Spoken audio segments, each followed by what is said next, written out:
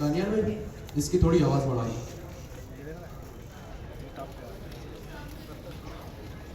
अच्छा जी,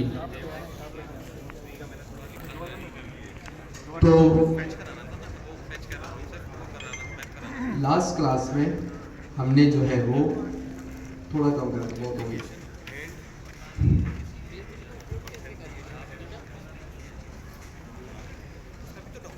अच्छा जी, last class में हमने ऑथेंटिकेशन और ऑथराइजेशन को देखा था, और हमने ये भी डिस्कस किया था कि ऑथेंटिकेशन और ऑथराइजेशन क्यों ज़रूरी है। आज की हमारी क्लास का टॉपिक भी कुछ सिक्योरिटी से रिलेटेड है। सिक्योरिटी से मींस वैलिडेशन से रिलेटेड है। तो आज की हमारा आज का टॉपिक है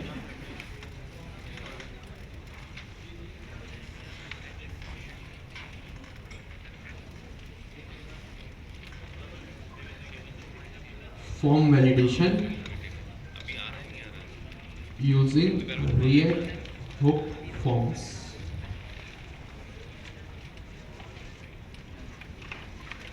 ठीक है जी, तो ये हमारी आज का क्लास का टॉपिक है, और इसके बाद हम ऑथेंटिकेशन को भी देखेंगे। अच्छा, ऑथेंटिकेशन को हम दोबारा क्यों देखेंगे? लास्ट टाइम हमने एक खुद से ऑथेंटिकेशन और ऑथराइजेशन की थी। आज हम ऑथेंटिकेशन करेंगे यूजिंग द लाइब्रेरी ClerkJS। आगे आगे आप देखेंगे कि हम किस तरह चीज़ों को सिर्फ पढ़ पढ़ के करेंगे। आज की हमारी दोनों क्लास के जो दो टॉपिक हैं ये बिल्कुल आसान है। हमें चीज़ों को जो है वो बस रीड करके अपनी एप्लीकेशन में इम्प्लीमेंट करना। अच्छा, इससे पहले कुछ बात कर लेते हैं। जैसा आप लोगों को पता ही है कि आप लोगों का हैकाथॉन चल रहा है। आज उसका डे 6 है। आप लोगों ने इस हैकाथॉन को पहले दिन से शुरू किया, आज 6th डे में आप आ गए, और आप लोगों का हैकाथॉन शुरू कुछ अलग तरीके से हुआ। आप लोगों को लग रहा था कि शायद एक दिन में ही आप लोगों का हैकाथॉन हो जाएगा और आप लोगों को सारी चीज़ें जो है वो एक साथ प्रोवाइड कर दी जाएंगी और एक डेडलाइन दी जाएगी। अच्छा, ये हैकाथॉन थोड़ा डिफरेंट है। किस तरह से डिफरेंट है कि बिल्कुल आप लोगों को शुरू से पहले दिन एक बिल्कुल मिनिमल काम करवाया गया। वो ये था कि आप लोग किस तरह से अपने एप्लीकेशन को या अपने आर्किटेक्चर को डिज़ाइन करते हैं, उसको सिर्फ नोट डाउन करना था। तो पहले दिन आप लोगों ने ये किया कि मेंशन भी था डॉक्यूमेंट में कि भाई पेंसिल और पेपर पे अपनी जो है वो रिक्वायरमेंट्स नोट डाउन करें। सेकेंड डे उसको डॉक्यूमेंट करें, फिर उसकी माइग्रेशन के साथ फिर आप डेवलपमेंट के प्रोसेस में आ गए। अच्छा, इस हैकाथॉन को इस तरह से करने का क्या मतलब था? मतलब काफ़ी लोगों को अजीब भी लगा होगा। कुछ लोग इससे जो फेमिलियर है पहले से इंडस्ट्री में, वो तो जानते होंगे इस चीज़ को, बट काफ़ी लोगों को अजीब भी लगी होगी ये बात कि भाई पेंसिल और पेपर का क्या लेना देना। तो देखिए, हमारी ये कोशिश है कि जितना हो सके आपको यहाँ पर रहते हुए ही मार्केट का एक अंदाज़ा दिया जाए, एक जो है वो नो हाउ आपको कराई जाए। और वो इसी तरह होगी कि हम खुद से आप लोगों को बताएंगे भाई मार्केट में किस तरह क्या होता है। हमने आपसे डिस्कशन तो बहुत की कि मार्केट में कंपटीशन है, ये है वो है, स्किल डेवलप करो वगैरह वगैरह, बट एक्चुअल में एक सॉफ्टवेयर जब डेवलप होता है या कोई भी एक सिंपल एप्लीकेशन भी डेवलप होती है, अब वो एप्लीकेशन चाहे एक सिंपल वेबसाइट हो, एक सिंपल लैंडिंग पेज हो, या वो एक फुली फंक्शनल वेब एप्लीकेशन या सॉफ्टवेयर हो, उसको डेवलप करने का एक प्रोसेस होता है। उस प्रोसेस से होके गुजर के आपको जाना पड़ता है। अच्छा, वो प्रोसेस क्या होता है? वो प्रोसेस बिल्कुल वही होते हैं जिस तरह आपका ये हैकाथॉन कंडक्ट किया जा रहा है। अब किस तरह कंडक्ट किया जा रहा है कि सबसे पहले आप कोई भी आइडिया सोचते हैं अपनी वेब एप्लीकेशन के लिए, या कोई भी प्रॉब्लम सोचते हैं, जब भी उसको डेवलप करने की बारी आती है तो सबसे पहले उसकी चीज़ें नोट डाउन की जाती हैं। और उसकी चीज़ों में क्या क्या आता है? सबसे पहले तो आपका प्रॉब्लम स्टेटमेंट, कि आप जो सॉफ्टवेयर या वेब एप्लीकेशन बनाने जा रहे हैं वो किस तरह बनेगी और आप क्या बनाएंगे। जैसे हमारे इस केस में हम ई कॉमर्स एप्लीकेशंस बना रहे हैं, कल को ये कुछ भी हो सकता है ये कोई मैसेजिंग ऐप हो, आगे चल के आप इंशाल्लाह एआई एजेंट्स पढ़ेंगे, ये वो भी हो सकता है। तो किस तरह एक वेब एप्लीकेशन डेवलप होती है या उसका हाइपोथेसिस एनालिसिस शुरू होता है, सबसे पहले वो चीज़ नोट डाउन की जाती है। और उसमें आपने क्या चीज़ नोट डाउन की कि भाई आपके टेक स्टैक क्या होंगे। टेक स्टैक मतलब कि आपकी वो जो वेब एप्लीकेशन है उसमें टेक्नोलॉजीज कौन कौन सी यूज होंगी। आपने फ्रंट एंड पे उसको नेक्स्ट.जेएस रखा, हर चीज़ एक प्रॉपर प्लान से होके गुजरती है। आप हर चीज़ का अंदाज़ा लगाते हैं कि भाई अगर हम इस फेज में इस चीज़ को लेके अगर डेवलपमेंट शुरू कर देते तो हमें मसला तो नहीं आएगा, क्या हम आगे चल के फंस तो नहीं जाएंगे। तो आपने इसी तरह हमने भी आपसे कहा कि भाई सोचो कि आप क्या करना चाह रहे हो। मोस्टली केसेस में स्टूडेंट्स ने यही किया है, क्योंकि सब बिगनर हैं, मैं सिर्फ आप लोगों की नहीं पूरे गवर्नर हाउस के स्टूडेंट्स की बात कर रहा हूँ कि वो सब बिगनर हैं, तो उन्होंने टेक स्टैक अपना वही रखा जो हमने उनको पढ़ाया, जैसे नेक्स्ट.जेएस, टेलविंड सीएसएस, सैनिटी सीएमएस, ये सब चीज़ें उन्होंने चूज़ की, आप लोगों ने भी की। लेकिन काफ़ी स्टूडेंट्स ऐसे भी हैं, जैसे इस क्लास की मैं एग्जांपल दे दूँ, जो खुद से प्रोफेशनल हैं, मतलब उन्हें मार्केट की नो हाउ है। तो अब हमने उनके लिए भी कोई बाउंड्रीज नहीं रखी। हो सकता है उनका कोई एक एग्जिस्टिंग बिजनेस हो या आप लोगों के जान पहचान में किसी का कोई बिजनेस हो, तो आप बिल्कुल फ्री टू यूज है, बिल्कुल फ्री है कि भाई आपको अगर अपना टेम्पलेट चेंज भी करना है या टेक स्टैक चेंज भी करना है तो आप कर सकते हैं। तो हमने आपसे कहा कि भाई अपना टेक स्टैक चूज करो। अब काफी लोगों ने ये रखा है, कुछ लोगों का एग्जिस्टिंग बिजनेस था या बना बनाया उनके पास पहले से कोई तरीका था, या फ्यूचर में अगर आपके पास कोई क्लाइंट आता है और वो ये कहते हैं कि भाई मुझे ये टेक स्टैक नहीं चाहिए, ये चाहिए, तो फिर आप क्या करेंगे। सही, सपोज करें अभी इस क्वार्टर में अभी आप लोगों ने सैनिटी चूज किया। आप लोगों में बहुत से लोग होंगे जिन्होंने सैनिटी चूज नहीं किया, उनका अपना कोई जो है वो डाटा सोर्स होगा, वर्डप्रेस हो सकता है, मजेंटो हो सकता है, शॉपिफाई हो सकता है, या आपको कोई फ्यूचर में क्लाइंट मिले जो कहे यार सैनिटी सीएमएस तो नहीं चाहिए क्योंकि मेरा पहले से बना बनाया काम शॉपिफाई पर है या वर्डप्रेस पर है। अब शॉपिफाई और वर्डप्रेस जो है वो बहुत डेवलप एक सीएमएस है या बैकएंड है, आप उसको सैनिटी के साथ कंपेयर नहीं कर सकते। तो ये भी हमने आप लोगों के लिए जो है वो बिल्कुल विंडो ओपन रखी कि आपको जो चूज करना है आप करें। मे बी आपका कोई एग्जिस्टिंग बैकएंड हो या फ्यूचर में आपको कोई क्लाइंट बोले कि मुझे डिफरेंट बैकएंड चाहिए या फ्रंट एंड चाहिए, तो ये आप लोगों ने की। तो एक जो सॉफ्टवेयर बनता है ना भाई, वो बहुत से फेजेस के एनालिसिस के बाद जाके डेवलपमेंट उसकी शुरू होती है कि भाई पहले आप सोच विचार करते हैं, फिर उस पर जो है वो वर्किंग होती है, फिर उसके बाद जो है उस पर डेवलपमेंट शुरू होती है। अच्छा, अब आप लोगों को मैं ये चीज़ पहले से एडवांस में बता दूं कि जो चीज़ आप लोग करने जा रहे हैं ना, अगर आप लोगों ने सक्सेसफुली कर ली अच्छे से, तो आप लोग एक स्टैंड आउट काम करने जा रहे हैं। मतलब आप लोग बहुत ज़बरदस्त लेवल का काम आप लोग करने जा रहे हैं, ये मैं आप लोगों को बता देता हूँ। क्योंकि आप कोई भी जॉब पोस्ट करें ना, आप लोगों को पता ही होगा, आप लोग मार्केट में इन हैं किसी भी फील्ड में, कि भाई कोई भी रिज्यूमे पोस्ट करो ना, फौरन से जो है वो भरमार हो जाती है रिज्यूमेस की। लेकिन अब उस रिज्यूमे में कौन सा कैंडिडेट राइट फिट है, ये जान पहचान करने में, ये पता लगाने में 4 महीने लगते हैं। पहले वो इंटरव्यू के प्रोसेस से होके गुजरता है। हर कंपनी का अपना प्रोसेस होता है, कोई 1 में हायर कर लेता है, कोई 4 में भी हायर नहीं करता। तो पहले इंटरव्यू के प्रोसेस से गुजरो, अजान हो जाए, वो आप एक फुली फंक्शनल वेब एप्लीकेशन बना रहे हैं जिसमें आप फ्रंट एंड भी खुद डेवलप कर रहे हैं और जिसमें आप लाइब्रेरीज भी खुद डेवलप कर रहे हैं, एपीआईज भी जो है वो खुद उसमें अटैच कर रहे हैं, इंटीग्रेट कर रहे हैं। तो एक बात मैं आपको अभी से बता दूं कि आप जो काम करने जा रहे हैं वो एक बड़ा ज़बरदस्त काम है। आप स्टैंड आउट करेंगे, बाकी कैंडिडेट से अलग दिखेंगे अगर आपने ये काम अच्छे से परफॉर्म कर लिया तो। क्योंकि आप लोगों को ये बात पता होगी कि कोई भी रिज्यूमे आप पोस्ट करें, कोई भी जॉब आप पोस्ट करें, रिज्यूमेस बहुत सारे आ जाते हैं, लेकिन रिज्यूमे में ये करेक्ट कैंडिडेट फाइंड करना और उसको जब एक इंटरव्यू का प्रोसेस शुरू होता है तो या तो वो एक इंटरव्यू में फाइनल हो जाएगा या वो 3-4 में भी नहीं होगा। तो पहले तो ये प्रोसेस, फिर उसकी प्रोबेशन का प्रोसेस, उस प्रोबेशन में फिर ये पता लगाना कि ये बंदा सही फिट है कि नहीं। तो एक सही कैंडिडेट हायर करने में 3 से 4 महीने लगते हैं मिनिमम। हो सकता है कहेंगे प्रोबेशन 6 महीने का भी होगा। तो ये एक पूरा प्रोसेस होता है। अगर आपने ये काम अच्छे से कर लिया तो बहुत सारे टेक्निकल चीजें जो आप शायद मार्केट में जाके सीखते आप यहीं पे सीख जाएंगे। जैसे बहुत सारी चीजें आप लोगों को पता है कि कितना टेक स्टैक हमने जो है इसमें इन्वॉल्व किया है। वो यूआई भी है, वो ऑथेंटिकेशन भी है, वो एपीआईज भी है, वो रिस्पॉन्सिवनेस भी है। हर चीज जो है वो आप लोगों को लिख के हमने दी है और आप लोगों को वो डेवलप करनी है। और ये जो आप लोगों को डॉक्यूमेंट अमीन भाई ने दिया है, इसको आप इस हैकाथॉन के बाद भी जो है वो संभाल के रखिएगा।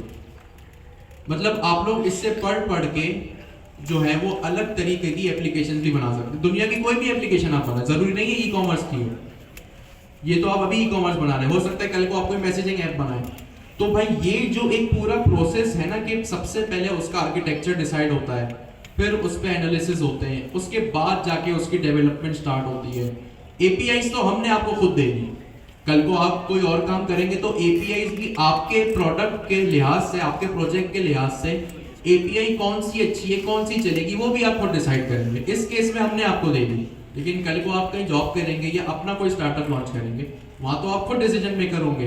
तो ये जो आपको अमीन भाई का हैकाथॉन का डॉक्यूमेंट पिछले 6-7 दिनों का मिला हुआ है ना, इसको संभाल के रखिएगा। ये इसी रेपोजिटरी में यही रहेगा, कहीं नहीं जाएगा। लेकिन आप अपने जहन में ये बात रखिएगा कि हाँ हमारे पास एक चीज रखी हुई है, सही है। तो जितनी मेहनत आप इस पे कर सकते हैं, आप लोगों ने जितने 5-6 महीने यहाँ पे लगाए, वो अब हमें पता चलेगा कि आप लोगों में से कौन कौन जो है वो यहाँ पे स्टैंड आउट करेगा। तो इसीलिए आप लोगों को जो है वो चीजें दिन में डिवाइड करके दे दी है कि भाई डे 1, डे 2, डे 3, क्योंकि आप में से बहुत सारे ऐसे लोग हैं जो ऑफिस जाते हैं, जॉब करते हैं, यूनिवर्सिटी, आप लोगों की अपनी भी वर्क लाइफ है, पर्सनल लाइफ है। तो बहुत सारी रिक्वेस्ट हमें ये आ रही थी कि डेट एक्सटेंड हो जाए वगैरह वगैरह। तो हमने ये सोच लिया कि भाई इस हैकाथॉन को छोटे छोटे पीसेस में डिवाइड कर दो। जब इसमें हम आपको डिवाइड करके दे देंगे तो एक साथ आप पे बर्डन नहीं पड़ेगा। डे वाइज चंक्स में जो है वो आप लोगों को टास्क दिए गए और उसके अकॉर्डिंग आपको जो है वो इसको इम्प्लीमेंट करना है। बहुत सारे स्टूडेंट्स ये भी कह रहे हैं शिपमेंट एपीआई को देखकर, जैसे कुछ चीजें हैं इसमें, जैसे आपको शिपमेंट एपीआई खुद से अप्लाई करनी है, ऑथेंटिकेशन तो खैर हमने पढ़ ली, कुछ चीजें ऐसी भी हैं अमीन भाई के डॉक्यूमेंट में जो हमने नहीं पढ़ी। अब बहुत से स्टूडेंट्स ये रेफरेंस लेके भी आ रहे हैं कि भाई हमने शिपमेंट एपीआई तो पढ़ी नहीं। अच्छा, तो मैं ये पूछता हूँ कि शिपमेंट एपीआई हमने क्यों नहीं पढ़ी? हाँ, शिपमेंट एपीआई हमने एज इटसेल्फ शिपमेंट एपीआई को नहीं देखा, लेकिन भाई एपीआई तो एपीआई है, कॉन्सेप्ट तो वही है। आप एपीआई शिपमेंट एपीआई को देखिए, वो किस फॉर्म में? एक यूआरएल के फॉर्म में। तो क्या हमने डिस्कस नहीं किया कि एपीआई यूआरएल के फॉर्म में होती है? एपीआई उस वक्त रिस्पांस देगी जब उसको उसके रिक्वायर्ड पैरामीटर्स मिलेंगे। क्या हमने डिस्कस नहीं किया? रिक्वायर्ड पैरामीटर्स का मतलब एपीआई को जो डाटा चाहिए होता है। लास्ट क्लास में जैसे हमने ईमेल को भेजा था, उससे पिछली क्लास में हमने नेम को भेजा था, सही है। तो ये नेम, फ्रंट एंड से जो चीजें भेजे, नेम, ईमेल, ये सब क्या है? रिक्वायर्ड पैरामीटर्स है। रिक्वायर्ड पैरामीटर्स क्या होते हैं? जो कीज एपीआई को चाहिए होती है, वो रिक्वायर्ड पैरामीटर्स होते हैं। तो शिपमेंट एपीआई के जो रिक्वायर्ड पैरामीटर्स है, टू है, फ्रॉम है, जो भी है, 5-6 हैं, आप उसको करेक्टली पास करें। अगर आपने उसको करेक्टली पास कर दिए तो आप लोगों को जो है वो रिस्पांस मिल जाएगा। इट मींस आपने टीचर से कॉल कर ली, तो क्या हमने ये चीज डिस्कस नहीं की? हाँ, अब कुछ चीज ऐसी भी जो हमने नहीं पढ़ी, जैसे पेजिनेशन, उसमें एक बहुत सारी चीजों में से डे 4 में शायद ये चीज थी, कुछ 26-28 चीजें थी। तो काफी स्टूडेंट्स वो नंबर देख के ही परेशान हो गए कि 26-28 चीजें हमें करनी है। तो ठीक है, परेशानी तो बनती है, एक साथ इतना सब चीजें देख लो, परेशान तो बंदा होता ही है। तो भाई जो चीज आती है वहां से शुरू तो करें। करनी आपने सब है, मैं ये नहीं कह रहा कि आपको जो नहीं आता वो छोड़ दें, करना सब है। बस ये देख के परेशान मत बैठे रहे कि 28 चीजें मैं करूंगा या करूंगी कैसे। भाई जो आता है उसको करना तो स्टार्ट करो। जैसे जैसे आप चीजों को इंप्लीमेंट करना शुरू करोगे ना, तो खुद ब खुद आप पे बर्डन कम होता रहेगा, और जो चीजें रह गई हैं वो आप इंप्लीमेंट कर लेना। अब कुछ स्टूडेंट्स ये कह रहे भाई हमने तो ये पढ़ा ही नहीं, तो देखिए हर चीज हम पढ़ भी नहीं सकते, सीधी बात है। हर चीज ना मैं आपको पढ़ा सकता हूं और ना हर चीज आप मुझसे यहाँ पे पढ़ सकते हैं। हफ्ते में एक दिन 3 घंटे की क्लास होती है, 3 घंटे में मैं क्या क्या ही पढ़ा दूंगा, आप लोग क्या क्या ही पढ़ लेंगे। और इस तरह की टेक्निकल चीजों को पढ़ने की है ना, वही एक लिमिट होती है। आप इसीलिए हफ्ते में एक क्लास रखी गई है, वरना हम चाहते तो पहले दिन से हफ्ते में 3 क्लासेस रख सकते थे कि भाई हफ्ते में 3 क्लास होगी, इस दिन आ जाना। लेकिन आप सिर्फ यहाँ पे नहीं और कहीं भी और इस तरह का टेक्निकल कोर्स लेने चले जाएं, मैक्सिमम हफ्ते में 1 से 2 क्लासेस होती है। और जो जिस जहाँ पे 2 क्लासेस होती है वहां भी जो कंटेंट दिया जाता है, नया कंटेंट, वो एक ही क्लास में दिया जाता है। क्योंकि इस तरह की टेक्निकल चीजें हजम करना आसान नहीं है, ये आप लोगों को बात पता है, कोई नई बात नहीं है आप लोगों के लिए। तो अब चैट जीपीटी है, गूगल है, यूट्यूब है, इतने रेफरेंसेस हैं। किसी चीज में आप कंफ्यूज है तो आप लिंक्डइन पे जाए, लिंक्डइन पे तो तूफान आया हुआ है, हर स्टूडेंट अपनी चीजें बना बना के पोस्ट कर रहा है। अगर आप किसी चीज में कंफ्यूज है, वहां से रेफरेंस ले लें, आइडिया ले लें।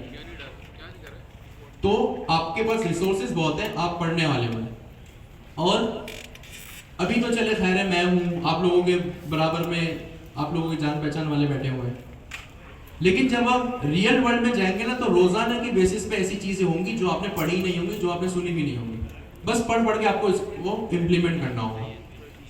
वही बात जो मैंने सबसे पहली कही थी कि भाई जितना हमसे हो सक रहा है, हम इधर ही आपको बिठाकर मार्केट में क्या क्या होता है उसका अंदाजा लगवा रहे हैं, उसकी नो हाउ करवा रहे हैं। तो मार्केट में भाई ये सब होता है। किसी चीज का हो सकता है, आप में से बहुत से ऐसे लोग हैं जिन्होंने पेजिनेशन का नाम भी नहीं सुना हो, लेकिन पेजिनेशन आपको इम्प्लीमेंट करनी है। तो पेजिनेशन, आप लोगों में से बहुत से लोगों को ये भी नहीं पता होगा कि वो सर्च बार होता है, उसमें मैं टाइप करूं तो मेरा रिलेटेड डाटा कैसा है। सर्च बार भी आप लोगों को इंप्लीमेंट करना है ना।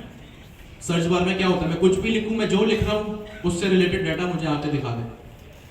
इजी टू इंप्लीमेंट है, बस आप पढ़ने वाले बने। अगर आपके कॉन्सेप्ट क्लियर है ना, घूम फिर के आप दुनिया का कोई भी कॉन्सेप्ट पढ़ ले, कोई भी ये फंक्शनलिटी इंप्लीमेंट कर ले, कॉन्सेप्ट आपके वो ही रहेंगे, बस आप पढ़ने वाले बने। एक चीज जो मैं आप लोगों को बताऊं कि आप लोग माशाल्लाह से बड़ी जबरदस्त मेहनत करते हैं। वर्किंग डे में कराची के टूटे फूटी सड़कों में आप लोग यहाँ पे बैठे हुए हैं, अभी ऑफिस से आए, कल सुबह फिर जाना है। आप लोग बड़ी जबरदस्त एफर्ट कर रहे हैं, इसीलिए आप लोगों ने यहाँ 1 साल निकाल दिया। और जिनको छोड़ के जाना था या जो डर गए, वो अभी तक जा भी चुके। अभी तक जो बैठे हुए हैं, तो ये उसमें ही बहुत बड़ी एक अचीवमेंट है कि अभी तक जो लोग यहाँ पे बैठे हुए हैं या बाकी गवर्नर हाउस के जो स्टूडेंट्स हैं, वो अपने आप में ही एक अचीवमेंट है कि इतना डाटा आने के बाद भी, इतनी लेटेस्ट टेक्नोलॉजी फेंकने के बाद भी आप लोग यहाँ बैठे हुए और हैकाथॉन कंप्लीट कर रहे हैं, डेवलप कर रहे हैं। ये अपने आप में एक अचीवमेंट है, अपने लिए बता। लेकिन एक चीज जिसमें आप लोग लैग करते हैं वो ये है कि आप लोग चीजों को है ना पढ़ते नहीं। पढ़ने से मेरा मुराद है चीजों को रीड कर करके आप लोग इंप्लीमेंट नहीं करते, ये एक हकीकत है। इस बात का अंदाजा मैंने क्वार्टर के शुरू में लगा, और इससे आप लोगों के लिए नहीं, ये गवर्नर हाउस का स्टूडेंट के लिए सेम बातें जो मैं अभी कर रहा हूं ना, मैंने अपनी संडे वाली क्लास में भी की है। आप लोगों को याद है शुरू में हमने एक वर्सल की डिप्लॉयमेंट यहाँ पे करके देखी थी, अगर आप लोगों को याद हो तो मैंने पहले खुद ये एक चीज ट्राई की। मैंने कहा इस चीज को मैं नहीं कराता, मैंने कहा खुद कर लेंगे, इसमें इतने रॉकेट साइंस नहीं है, मुश्किल नहीं है।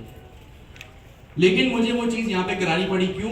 क्योंकि जब आप लोगों के सामने VS कोड में रेड कलर की लाइन आती है ना, आप लोग वहीं पे देख के उसको परेशान हो जाते हैं, आप लोगों की कांपे टांग जाती है जो हकीकत है वो है। देखिए फिर वही बात, प्रोग्रामिंग का मतलब ही वही है, मसलों में फंस फंस के अपने गोल तक पहुंचना। अभी तो आप यकीन करें, हमने बिल्कुल स्ट्रेट फॉरवर्ड डेवलपमेंट की है, पहली क्लास से लेके पहले दिन से लेके आज तक। आप लोग जब मार्केट में जाएंगे, आप लोगों को ऐसे ऐसे एरर्स को फेस करना पड़ेगा कि आप लोगों को समझ भी नहीं आएगा यार कहाँ से शुरू करें। चीज़ों को पढ़ना सीखें भाई। एरर आता है, आने दो, एरर आएगा, प्रोग्रामिंग का नाम ही एरर है। आप लोग नए हैं, बिगनर है, इसलिए आपको एरर आते हैं, ये बात नहीं है भाई। एरर आपको भी आते हैं, एरर मुझे भी आते हैं, अमित भाई जिनको 10 साल का एक्सपीरियंस है इंडस्ट्री में उनको भी आते हैं, सर जिया जिनको 35 साल का एक्सपीरियंस है इंडस्ट्री में उनको भी एरर आते हैं। एरर सबको आते हैं। आप लोगों को 40 साल का एक्सपीरियंस भी हो जाएगा ना, तो भी आप लोगों को लाइफ में वो दिन नहीं जाएगा जिस दिन आप लोगों को समझ नहीं आएगा यार मेरे प्रोग्राम में चल गया था। ये मैं डरा नहीं रहा हूँ, प्रोग्रामिंग की दुनिया ही ऐसी है। तो भाई चीज़ों को पढ़ें। चैट जीपीटी आपको अगर सोल्यूशन दे रहा है ना, तो चैट जीपीटी आपको सोल्यूशन तो दे रहा है, बट उसको ये तो नहीं पता ना कि आप लोगों को इम्प्लीमेंट क्या करना है। आप लोगों की वेब एप्लीकेशन में इस लैपटॉप में सिनेरियो क्या चल रहा है। अब तो इतने सारे टूल्स आ गए, को पायलट है, जीपीटी है, ब्लैक बॉक्स है, इतनी सारी चीज है। ठीक है, एआई से बंदा डेवलपमेंट कर ही लेता है, बट एआई के साथ भी, एआई के बाद भी काम आपको ही करना है। तो ये बहुत सारी चीजें थी जो जिसमें आप लोग फंसे हुए थे, कंफ्यूजन थे कि हमको तो एरर आ रहा है, 6 महीना पढ़ने के बाद भी एरर है। भाई 6 महीना क्या 20 साल भी इस इंडस्ट्री में दे दोगे ना तो एरर आएंगे। आप लोग यूं परेशान हो गए। बहुत से स्टूडेंट मुझे पूछ रहे हैं हम 1 साल पढ़ लिया आज भी एरर आते हैं। भाई 20 साल भी गुजार दोगे ना प्रोफेशनल इस इंडस्ट्री में तब भी एरर आएंगे। सही है, तो चीजों को पढ़ें, पढ़ के इंप्लीमेंट करें। चैट जीपीटी एआई टूल आप लोगों के सामने पास है। अब आप लोग इसको भी जो है ना, चैट जीपीटी को इस तरह यूज करें कि आपके सामने है ना कोई एक बंदा बैठा हो, या आपका एक टीचर बैठा हुआ है जिससे जो है वो आप लोग, या एक इंडस्ट्री का एक्सपर्ट बैठा हुआ है जिससे आप लोग बातचीत कर सकते हैं। मैं खुद भी यही करता हूँ। हम सारे गवर्नर हाउस के टीचर्स इंक्लूडिंग मी, अमीन भाई के स्टूडेंट हैं, हम लोग आजकल एआई एजेंट्स बनाना सीख रहे हैं। अब अमीन भाई मेरे लिए 24 घंटे तो अवेलेबल नहीं होंगे, उनको अपनी भी वर्क लाइफ है, जाहिर सी बात है। मैं भी उनको मैसेज करते हुए बोलूँगा यार बहुत ज़्यादा ही परेशान करता हूँ। तो मैं क्या करता हूँ, ये खुद मैं प्रैक्टिस में रखी हुई मैंने ये चीज़। मैं कुछ भी करता हूँ ना, कोई चीज़ मुझे समझ में नहीं आई या किसी चीज़ में मुझे जो है वो वैलिडेशन चाहिए, तो मैं सिंपल सी जो चीज़ मुझे समझ नहीं आती मैं उसका पैराग्राफ कॉपी करता हूँ और उसको ले जाके चैट जीपीटी पे पेस्ट कर देता हूँ। सही है, और नीचे एक सिंपल सी लाइन लिख देता हूँ, explain this paragraph in simple words. Suppose करें इससे पहले वो एक पैराग्राफ लिखा हुआ है और मैं ये नीचे एक लाइन लिख दूंगा, क्योंकि टेक्निकल चीज है ना प्रोग्रामिंग, हर चीज हर अल्फाज तो मुझे समझ नहीं आएगा। और इस तरह जब मैं लिखता हूं तो मुझे चीजें समझ आ जाती हैं, फिर उसकी मैं प्रैक्टिकल इंप्लीमेंटेशन भी करता हूं और जो है वो इस तरह फिर मुझे जाके चीज क्लियर होती है। कोई चीज मुझे समझ आ गई, फिर मुझे उसकी वैलिडेशन चाहिए, तो मैं इसी को जो है अपनी बात लिख के देता हूँ। सपोज करें आप लोग वेरिएबल्स पढ़ रहे हैं, आप लोगों को प्रोग्रामिंग में वेरिएबल्स का तो पता ही है कि वेरिएबल्स का क्या मतलब है, लेट क्या करता है, कॉन्स्ट क्या करता है। इसको लिखिए, जो नॉलेज आपके जहन में है ना कि यार लेट का मतलब ये है, कॉन्स्ट का मतलब ये है, तो चैट जीपीटी आपको आंसर देगा कि हाँ भाई आपने जो बोला है वो सही है या नहीं। अगर आपकी नॉलेज बिल्कुल परफेक्ट है तो ये आपको शाबाशी देगा, बोलेगा आपकी बात सही है। लेकिन अगर आपकी नॉलेज आधी अधूरी है तो वो आधी अधूरी नॉलेज को कंप्लीट करके दे देगा, आप उसको पढ़ लीजिए, बात करो। इस तरह चीजों को पढ़ना सीखें। एआई आपके पास है, उसका इस्तेमाल इस तरह से भी कीजिए। जो आप लोगों की अपनी इंडस्ट्री भी होगी, आप लोग भी जाहिर सी बात दूसरी इंडस्ट्री के लोग भी यहाँ बैठे हुए हैं, तो इस सब चीजों से एआई से इस तरह फायदा उठाना सीखें। आप लोगों ने राउट हैंडलर्स पढ़े, पूछो इससे भाई कि कुछ तो समझ आया होगा ना राउट हैंडलर्स के बारे में, हम 2 क्लासेस से पढ़ रहे हैं। पूछो इससे कि भाई राउट हैंडलर्स ये होता है, तो बोलेगा हाँ ठीक है। पोस्ट रिक्वेस्ट का मतलब, पोस्ट रिक्वेस्ट हम उस वक्त यूज करते हैं जब हमें डाटा भेजना होता है, इसको लिख के दो, वो बताएगा हाँ सही है कि गलत। आप गलत बोलोगे आपको वहीं रोक देगा कि नहीं यार गलत बोल, सही भी करेगा आपको। जेसन इन होती है, जेसन आउट होती है, ये बात आपको पता है, कंफ्यूजन है, पूछो इससे। कोई कोड समझ नहीं आया आपको, सपोज करें हमने एक पोस्ट रिक्वेस्ट का जो कोड लिखा वो समझ नहीं आया, उस पोस्ट रिक्वेस्ट की 4, 5, 6 लाइनों को आप कॉपी करें, इसको दे दो, या समझ आ भी गया तो कोड को पेस्ट करें और उसको बताएं कि यार इस पोस्ट रिक्वेस्ट की 4-6 लाइनों में ये काम हो रहा है, कि रिक्वेस्ट आ रही है, उसको जेसन में कन्वर्ट किया जा रहा है और फिर उसको दोबारा जेसन में रिटर्न करके फ्रंट एंड में भेजा जा रहा है। इससे बात करें, जब भी आज से प्रैक्टिस बना लेंगे, जो भी कॉन्सेप्ट आपने पढ़े उसको, और आज के बाद इस कोर्स के आखिरी तक जो भी आप पढ़े अपनी एक चेकलिस्ट में ये भी ऐड कर दें कि भाई आप लोग घर जाके प्रैक्टिस तो करते हैं, लेकिन साथ में चैट जीपीटी से वैलिडेशन भी ले लें कि भाई जो मैंने पढ़ा है वो सही पढ़ा है, या मैंने यहाँ से कोई पॉइंट गलत बोल दिया, आप बोले नहीं यार चैट जीपीटी तो ये बोल रहा है, तो हम उस में थोड़ी सी बहस करेंगे। बहस होगी, आप मुझसे आर्ग्यू करेंगे, मैं आपसे आर्ग्यू करूंगा, डिबेट होगी, तो जाहिर सी मैं भी आपसे बहुत चीजें सीख सकूँ। तो इन सब चीजों को अपनी लाइफ में इंप्लीमेंट करना शुरू करें। प्रोग्रामिंग में एरर भी रोज आएंगे, हर चीज पढ़ पढ़ के करनी पड़ेगी। हर बार आपके सर पे कोई सीनियर नहीं होगा। हाँ, आप कहीं जॉब करने जाएंगे, वहीं सीनियर डेवलपर मौजूद जरूर होगा, आप उसकी हेल्प के लिए भी जाएंगे। सबसे पहला सवाल वो यही करेगा कि तुमने क्या इंप्लीमेंट किया। अगर आप उसको ये सवाल का ये जवाब देंगे कि मैंने कुछ इंप्लीमेंट नहीं किया, वो बोलेगा जाओ पहले अपने हाथ पांव मारो फिर मुझे बुलाओ। क्योंकि जाहिर सी बात है, अगर उसको ही आपका काम करना तो आपको हायर करने का फायदा क्या। Make sense? आप लोगों में से जो यहाँ लोग काम करते होंगे, अपनी कंपनी में सीनियर होंगे, वो भी अपने जूनियर को ये बोलते होंगे, खुद से पहले हाथ पांव मारो फिर मैं आऊंगा। सही है? तो ये चीजें जो है वो अपनी प्रैक्टिस बना लें। एरर भी आएंगे, सिर्फ 1 साल पढ़ लिया तो एरर आ जाएंगे, एरर खत्म हो जाएंगे नहीं। 40 साल भी इस इंडस्ट्री में गुजार दोगे तो एरर आएंगे। सही है? और चीजों को पढ़ पढ़ के करना सीखें। ये 2 चीजें, चाहे वो एक शिपमेंट की एपीआई हो, वो पेजिनेशन का कंपोनेंट बनाना हो, वो सर्च बार का कंपोनेंट बनाना हो, या वो फ्यूचर में चल के कोई एआई एजेंट बनाना हो। अब एआई तो इतनी वास्ट है, 3रे-4थे क्वार्टर में आप वो पढ़ेंगे, पूरी एआई तो ना आप पढ़ सकते ना हम पढ़ सकते। तो ये चीजें अपनी लाइफ में इंप्लीमेंट करना शुरू करें। सही है? तो ये एक इंपॉर्टेंट बात आप लोगों से करनी थी। काफी लोग परेशान थे, तो मैंने कहा ये बातें कर दो। आते हैं हम अपने आज के टॉपिक की तरफ, जो कि हमारा फॉर्म वैलिडेशन। लास्ट क्लास में आप लोगों ने एक इनपुट फील्ड बनाई है, सही है? अब फॉर्म वैलिडेशन क्या होता है? फॉर्म वैलिडेशन का मतलब यह है कि आप जब भी कोई अपना फॉर्म बनाते हैं, इनपुट फील्ड्स बनाते हैं, तो सिंपली उसको बना के छोड़ नहीं देते। हर एक इनपुट फील्ड के लिए आप कुछ रूल्स डिफाइन करते हैं या कुछ फॉर्मेट डिफाइन करते हैं। ठीक है? फॉर्म वैलिडेशन का मतलब आप लोगों के फॉर्म पे आप लोग जो है वो वैलिडेशन लगाएंगे। अब वैलिडेशन का क्या मतलब है? वैलिडेशन का मतलब है कि जो आपकी इनपुट फील्ड्स है ना, उसके लिए आप कुछ रूल बनाएंगे। रूल भी बना सकते हैं या उसका कोई एक स्पेशल फॉर्मेट भी हो सकता है। व्हाट सपोज करें, इसके हम ये एग्जांपल लेते हैं कि हमने लास्ट टाइम ईमेल की एक इनपुट फील्ड बनाई थी। अब व्हाट इफ आपका एक यूजर आया आपकी वेबसाइट पे, इन सब चीजों का बहुत ध्यान रखना होगा। व्हाट इफ अगर आपका एक यूजर आया,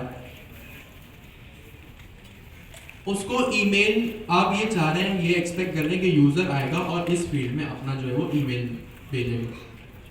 अब कोई गारंटी नहीं है कि वो ईमेल सही से भेजे। भाई ईमेल का क्या फॉर्मेट होता है? ali@gmail.com। ठीक है? ये एक ईमेल का फॉर्मेट होता है। सपोज करें आप लोगों की वेब एप्लीकेशन है, मैं आप लोगों की वेब एप्लीकेशन पे आ रहा हूं। आप लोग मुझसे एक्सपेक्ट कर रहे हैं, मैं यूजर हूं, आप लोग एक्सपेक्ट कर रहे हैं कि मैं एज अ यूजर आऊंगा और अपना ईमेल यहां पे इनपुट करूंगा। व्हाट इफ अगर मैंने इस तरह का सिर्फ अली लिख के भेज दिया। अब आप लोगों की सपोज करें गवर्नर जो है वो वेबसाइट है, पोर्टल है, हम ये चाह रहे हैं कि आप लोग अपना ईमेल डालें ताकि आप लोग जो ईमेल इनपुट करें उस पर हम आपको एक ईमेल एड्रेस जो है एक ईमेल भेजें। कोई भी रिक्वायरमेंट हो सकती है। तो व्हाट इफ अगर आपने अपना ईमेल ही गलत डाला, तो हमें आपको वहीं पे रिस्ट्रिक्ट करना पड़ेगा कि ये आपका जो ईमेल है ना ये गलत है, इस ईमेल को सही करो। यानी हम फॉर्मेट बता रहे हैं कि भाई ईमेल इस तरह का नहीं होता, सिर्फ आपने अली लिख के भेज दिया, this is not the email. अगर प्रॉपर ईमेल भेजना है तो इस तरह का एक फॉर्मेट होगा, जो कि आप सबको पता है ईमेल इसी तरह का होता है कि नहीं होता है? तो ईमेल इस तरह का होता है। सपोज करें फिर आपकी कोई जो है वो फोन नंबर है, अब फोन नंबर हमेशा इस तरह का होगा। सही है? व्हाट इफ अगर फोन नंबर में किसी ने ये सब लिख के भेज दिया, अब ये तो किसी तरह का फोन नंबर नहीं है भाई। तो इस तरह की चीज कहलाती है वैलिडेशन। वैलिडेशन का मतलब क्या? आप एक स्पेशल फॉर्मेट डिसाइड करते हैं कि आपकी एप्लीकेशन जो है वो ये फॉर्मेट एक्सेप्ट करेगी। तो फॉर्मेट डिसाइड करना फॉर्म वैलिडेशन में फॉल करता है। प्लस आप लोगों की कौन कौन सी फील्ड्स जो है वो रिक्वायर्ड है। मतलब रिक्वायर्ड का मतलब जरूरी है। अब आप एक्सपेक्ट कर रहे हैं, सपोज करें आप लोग जैसे ई कॉमर्स प्लेटफॉर्म डेवलप कर रहे हैं, आप लोगों की वेबसाइट पे एक यूजर आया, उसने एक अकाउंट नंबर एक प्रोडक्ट परचेज किया। प्रोडक्ट परचेज किया तो जाहिर सी बात है आप ये एक्सपेक्ट करेंगे कि वो प्रोडक्ट परचेज कर रहा है तो वो अपना कार्ड नंबर भी देगा, वीजा कार्ड, मास्टर कार्ड। तो अब आप लोग खुद सोचें कि वो मास्टर कार्ड की फील्ड सोच के जवाब दें यस और नो में। यूजर आया, प्रोडक्ट परचेज किया उसने, जाहिर सी बात है प्रोडक्ट परचेज किया तो वो अपना कार्ड नंबर देगा, तभी तो आप लोग उसके अकाउंट से पैसे डिडक्ट करेंगे। तो मुझे एक बात बताएं, क्या वो यूजर, उसके लिए जरूरी है कि वो उस कार्ड की फील्ड को फिल करके भेजे या खाली भी छोड़ सकता है? फिल करके भेजेंगे। सोच के बताएं। फिल करेगा। जाहिर सी बात है अगर उसने वो उस फील्ड को खाली छोड़ दिया जो उसके credit card field, debit card की फील्ड थी, अगर वो उसने खाली छोड़ दिया तो कैसे आप लोग उसके अकाउंट से पैसे डिडक्ट करेंगे और किस तरह से एक ट्रांजैक्शन होगी, एक परचेज और सेल होगी? आप लोगों की एप्लीकेशन तो वहीं पे जो है वो क्रैश कर जाएगी कि भाई यूजर के एक्सपेक्टेशन से या आप लोगों के एक्सपेक्टेशन के अकॉर्डिंग यूजर ने तो परफॉर्म ही नहीं किया। एक चीज होती है यूजर एक्सपीरियंस। जैसे आप लोगों ने मोबाइल रिस्पॉन्सिव बनाया, आप लोगों ने मोबाइल रिस्पॉन्सिव क्यों बनाया? क्योंकि एज अ डेवलपर आपने सोचा कि भाई मेरे यूजर को इस तरह ये एप्लीकेशन बिहेव करनी चाहिए, इसीलिए आप लोगों ने मोबाइल रिस्पॉन्सिव बनाया। आप लोग यूजर के बिहाफ पे तो सोच रहे हैं कि भाई रिस्पॉन्सिव हो तो यूजर के लिए आसानी हो, किसी भी डिवाइस पे मेरी वेबसाइट को विजिट कर ले। कभी कभी आपको अपने लिए भी सोचना पड़ता है एज अ डेवलपर कि भाई मैं डेवलपर हूं, यूजर से मैं ये चाहता हूं। जैसे आपका यूजर चाहता है ना कि मेरी वेब एप्लीकेशन जो है वो जिस पे भी मैं हूं वो मोबाइल रिस्पॉन्सिव हो, तो आप भी चाहेंगे अपने यूजर से कि भाई मेरी वेब एप्लीकेशन जो है वो इस तरह से एक्सेस की जाए। इसके लिए अब फॉर्म वैलिडेशन सबसे एक अच्छा टॉपिक है और एक जरूरी टॉपिक है। फॉर्म वैलिडेशन मतलब आपने फॉर्म के रूल सेट करना, फॉर्म के इनपुट फील्ड के रूल सेट करना कि भाई ये फील्ड खाली नहीं जानी चाहिए। जैसे ई कॉमर्स में आप लोगों का credit card, debit card number, आप कहीं लॉग इन कर रहे हैं तो वह ईमेल पासवर्ड यूजर खाली नहीं छोड़ सकता, तो वो फील्ड्स भी रिक्वायर्ड होंगे। तो फॉर्म वैलिडेशन में दो चीजें आती हैं, या तो स्पेशल फॉर्मेट या फिर वो फील्ड्स रिक्वायर्ड या जरूरी टू फिल है कि नहीं। फॉर्म वैलिडेशन क्या होता है जल्दी से अपने बराबर वाले से डिस्कस करें। लाइब्रेरी, अच्छा ये काम हम मैनुअली भी कर सकते हैं। हम मैनुअली करेंगे तो हमें बहुत सारे इफ स्टेटमेंट, इफ एल्स के चेक लगाने पड़ेंगे। हम इस सेम काम को करेंगे यूजिंग द लाइब्रेरी जो कि है रिएक्ट हुक फॉर्म। कौन सी लाइब्रेरी है? React hook form. और भी बहुत सारी लाइब्रेरीज होती हैं जैसे यप हो गई, फॉर्मेट हो गई। तो इस तरह की लाइब्रेरीज आपको जो है वो फॉर्म वैलिडेशन प्रोवाइड करती है। तो हम एक्सप्लोर करेंगे रिएक्ट हुक फॉर्म को। आप गूगल पे आकर रिएक्ट हुक फॉर्म लिखेंगे, ठीक है, मैंने लिख दिया, इसको मैंने एंटर किया तो सबसे पहली जो वेबसाइट है, सबसे पहला जो लिंक है वो रिएक्ट हुक फॉर्म्स का। आप रिएक्ट हुक फॉर्म पे आएंगे और यहाँ इसके नेव बार में टॉप पे एक ऑप्शन होगा गेट स्टार्टेड का। इस गेट स्टार्टेड पे आप आ जाएंगे, सही है। अब जाहिर सी बात है एक लाइब्रेरी है, आपको इंस्टॉल करनी पड़ेगी। तो जैसे आप गेट स्टार्टेड में आएंगे इसके पास कुछ इंस्ट्रक्शंस होंगे। गेट स्टार्टेड में आके आपको इंस्टॉलेशन के इंस्ट्रक्शंस देगा। सिंपली आपने इसको कॉपी किया, ठीक है, npm install react hook form, और अपने टर्मिनल में आके यहाँ पे इसको पेस्ट कर दिया। कोशिश करें आप लोग वो ब्लैक बॉक्स में करें, यहाँ ना करें। फॉर्म था कि फॉर्म्स था? फॉर्म था।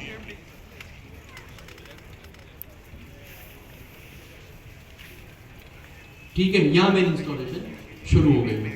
अब मैं फॉर्म भी तो बना रहा हूं, इंस्टॉलेशन मेरी यहाँ पे देखिए कंप्लीट भी हो गई। मुझे एक सक्सेस का मैसेज आ गया। आप लोगों को भी टर्मिनल में ये एक मैसेज आ जाएगा।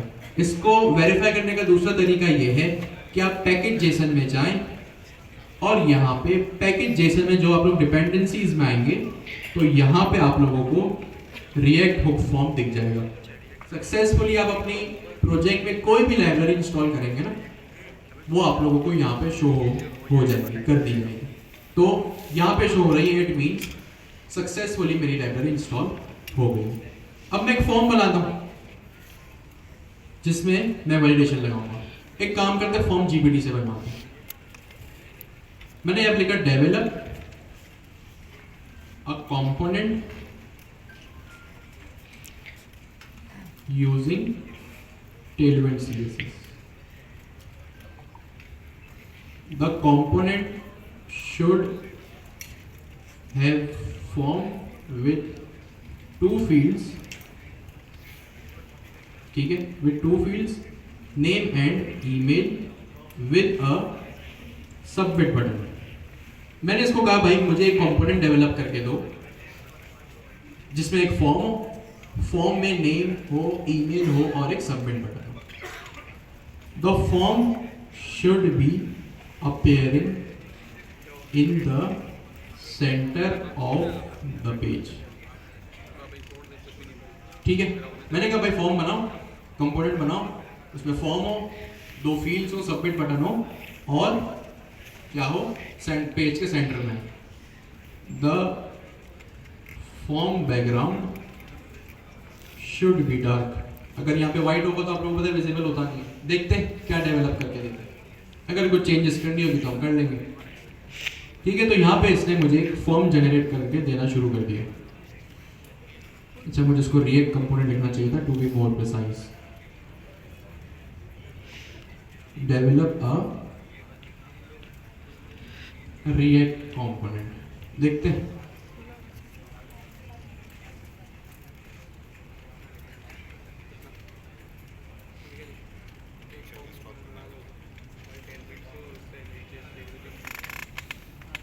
दोबारा मैंने अपने रिस्पॉन्स को एडिट किया।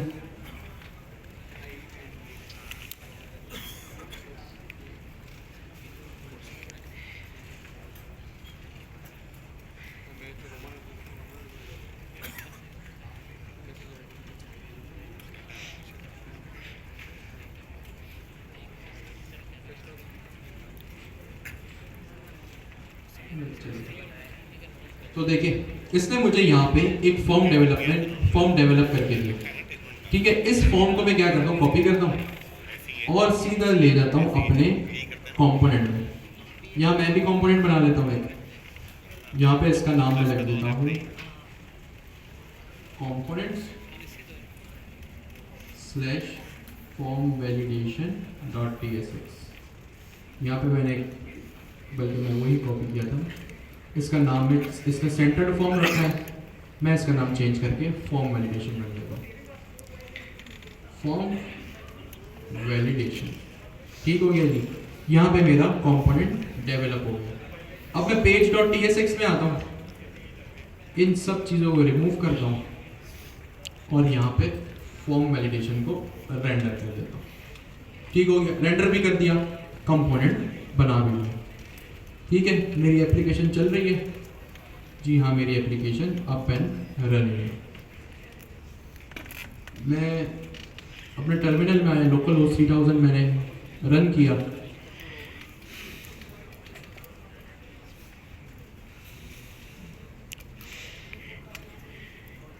Form validation is not defined, import नहीं किया इसको। ठीक है, यहाँ पे मैंने लाके इसको इंपोर्ट भी कर लिया globals.css में, क्योंकि ये CSS मुझे भी फिलहाल डिस्टर्ब करेगी। मैं इसको रिमूव कर देता हूँ, यहाँ से मैंने इसको रिमूव कर दिया। वैसे डार्क मोड में भी सही लग रहा है, इसको मैंने रिफ्रेश किया। अच्छा चलिए, डार्क मोड ही है, आज लाइट चाहिए था तो डार्क आ गया है। तो देखें इसने क्या किया, मुझे एक फॉर्म, जैसे मैंने इसको कहा था कि भाई एक फॉर्म बना के दो, उसमें 2 इनपुट फील्ड्स हो, नेम और ईमेल की, वो भी है, एक सबमिट बटन हो, वो भी है। मेरा जो फॉर्म होना चाहिए वो सेंटर में है, तो मेरा फॉर्म यहाँ पे सेंटर में भी आ गया। अब आते हैं अपनी कोड की तरफ। देखिए कितनी आसानी से मैंने कंपोनेंट डेवलप कर लिया।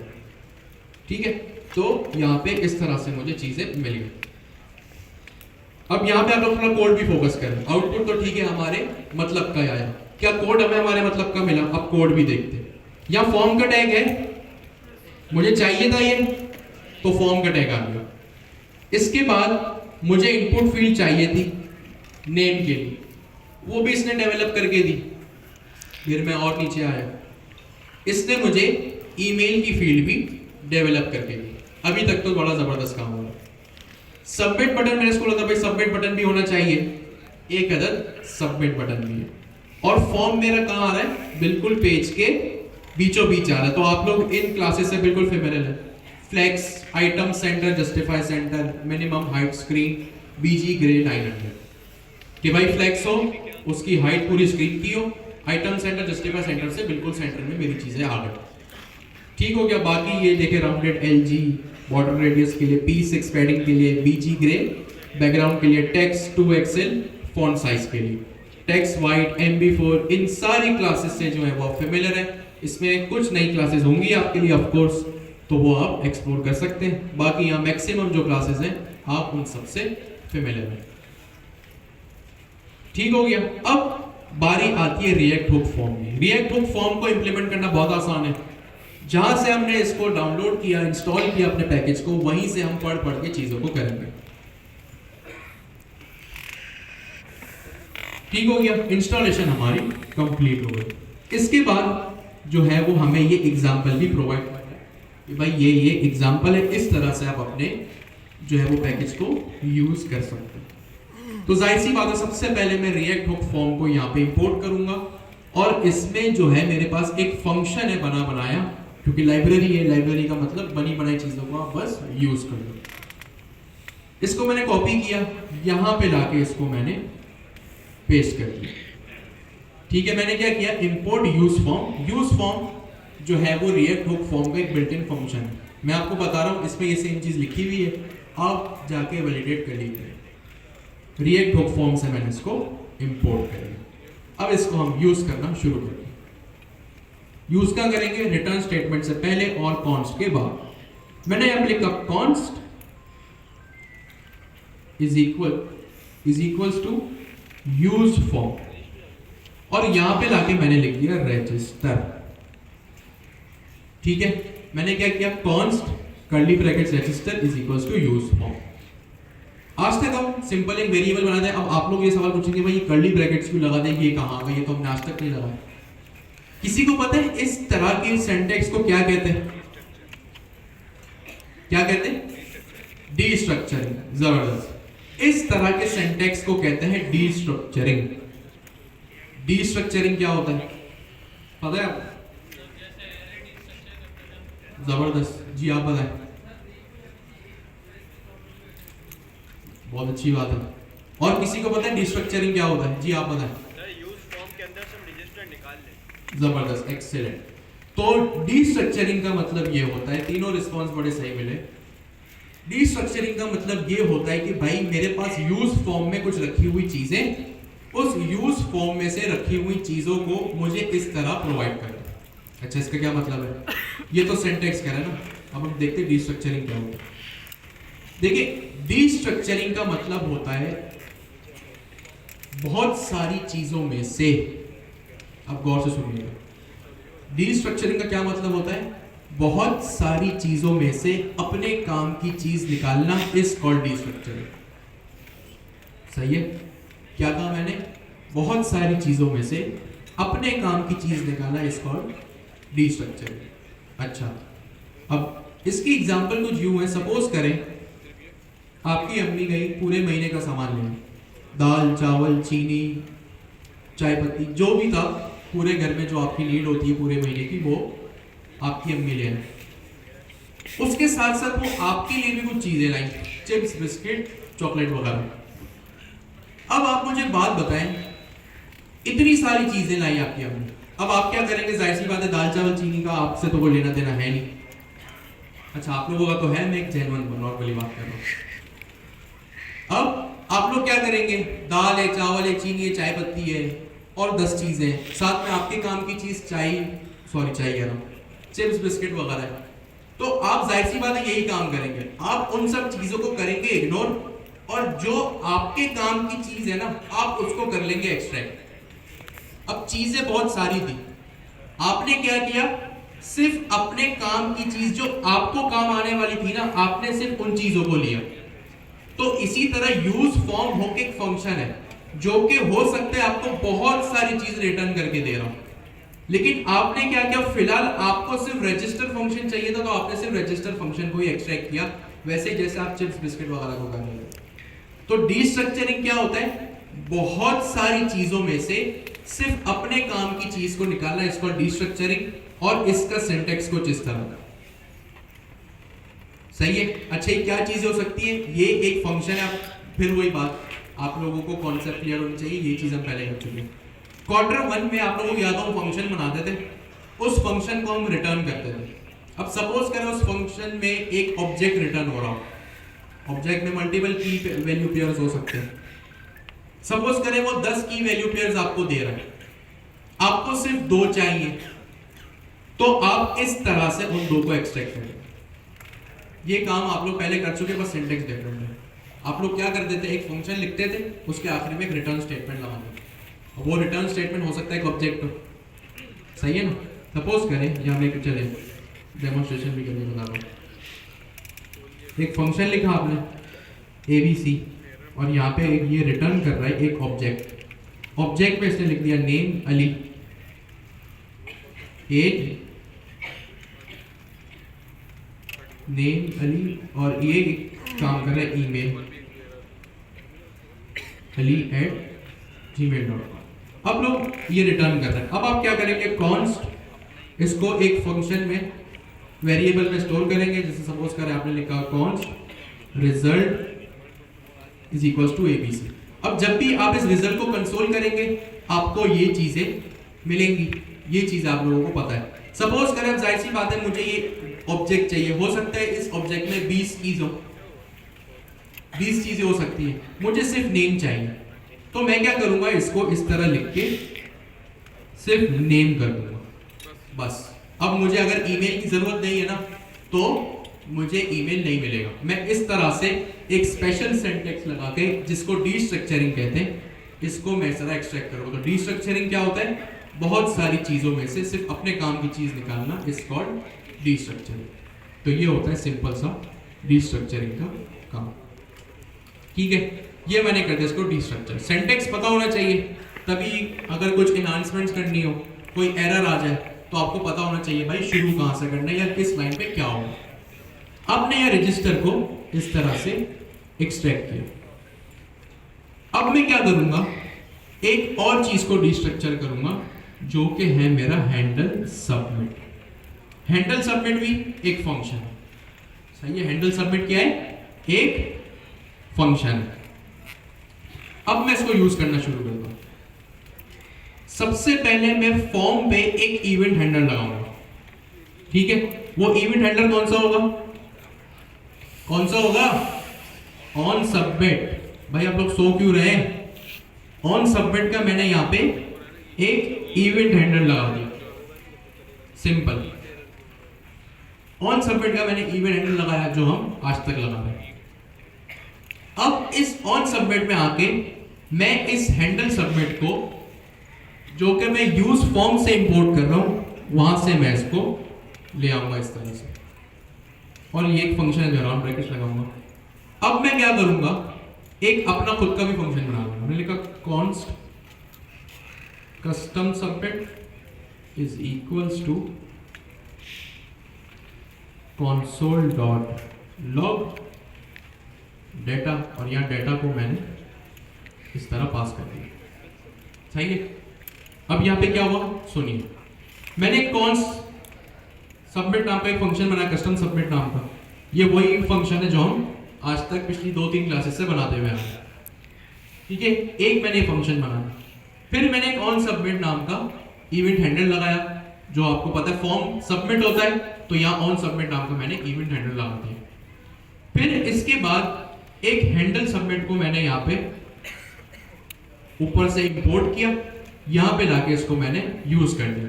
अब ये क्योंकि एक फंक्शन है, देखिए एक रेड लाइन आ रही है, इस पे मैं गया, ये क्या कह रहा है, पढ़े इसको पढ़े, बताइए क्या कह रहा है। एक्सपेक्टेड 1 और 2 आर्गुमेंट्स बट गॉट 0। इसका क्या मतलब है, ये एक फंक्शन है जो आर्गुमेंट डिमांड कर रहा है बट मैं इसको कुछ प्रोवाइड नहीं कर रहा, तो जाहिर सी बात है मैं इसको प्रोवाइड कर दूं। एरर पढ़ना सीखे, एरर पढ़ के ही चीजों को करेंगे। यहां मैं क्या पास करूंगा, जो मैंने अपना कस्टम सबमिट बनाया ना, जो मैंने अभी खुद से अपने हाथों से बनाया, नाम कुछ भी हो सकता है, जो मैंने खुद अभी अपना फंक्शन बनाया ना, यहां पे लाके मैं इसको पेस्ट कर दूंगा। एरर चला गया। तो यहां हमने 3 चीजें, हैंडल सबमिट को इंपोर्ट किया, फॉर्म क्योंकि सबमिट होता है तो अच्छा ये सारी चीजें अलग है बट देखिए एक साथ किस तरह यूज होगी। ऑन सबमिट का इवेंट हैंडल लगाया, क्यों, क्योंकि फॉर्म सबमिट होता है। अब क्योंकि मैं रिएक्ट हुक फॉर्म को यूज करना चाह रहा हूं तो मुझे रिएक्ट हुक फॉर्म का एक सबमिट फंक्शन उठाना पड़ेगा जो है हैंडल सबमिट। 2 चीजें। तीसरी चीज, क्योंकि हैंडल सबमिट खुद एक फंक्शन है, एक आर्गुमेंट डिमांड करता है, तो मेरा बनाया हुआ फंक्शन मैं यहां पे लगा दूं, वो जो मैंने कस्टम सबमिट बना दिया। ज़ेन मेरे कस्टम सबमिट इसी तरह होगा, यहां इसके बाद आप राउंड ब्रैकेट्स नहीं लगा दीजिएगा, ये एक रेफरेंस पास होगा। और इस कस्टम सबमिट में क्या, फिलहाल मैं console.log कर रहा हूं अपने डाटा, ठीक है।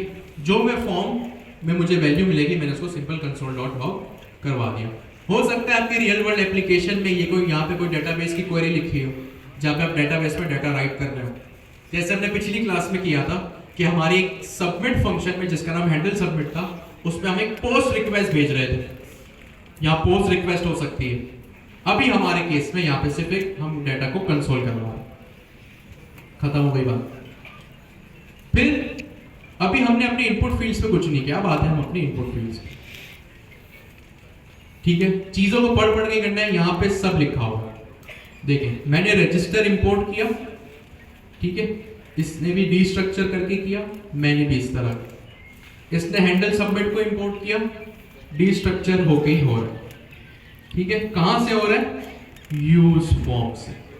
तो जो काम मैं अभी आपको बोल रहा हूं, जो मैं काम कर रहा हूं वो यहीं से कर रहा हूं, कहीं अपनी तरफ से कुछ भी नहीं कर रहा, जो है डॉक्यूमेंटेशन से पढ़ के मैं कर रहा हूं, ठीक है। इसने भी सबमिट किया हुआ है, सॉरी ये भी console.log कर रहा है, अभी हमें भी कुछ करने की जरूरत नहीं, हम भी console.log ही है।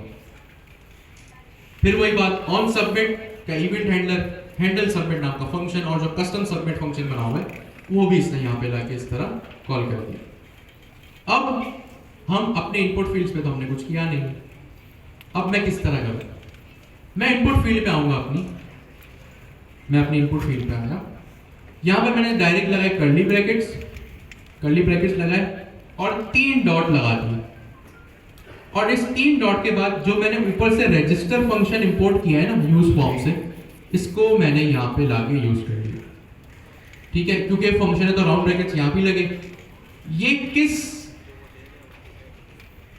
ये इनपुट फील्ड किस चीज के लिए, डाटा के लिए तो है, बट किसको रेफरेंस कर रही हूं, नेम को, तो यहां पे लाके मैं नेम लिख दूंगा, ठीक है।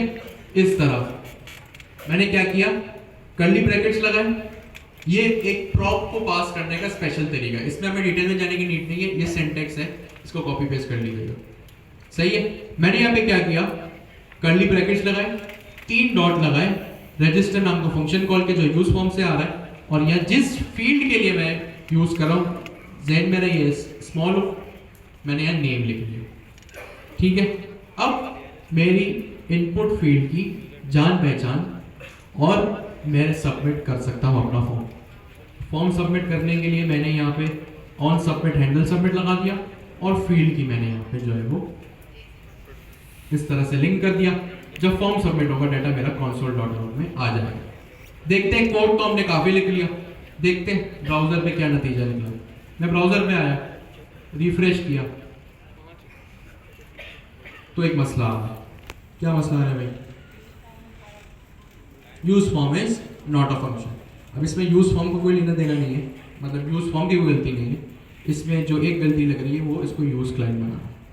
यूज क्लाइंट क्यों बनाया हमने, यहां से कोई बताएगा, यहां से कोई नहीं बोलेगा,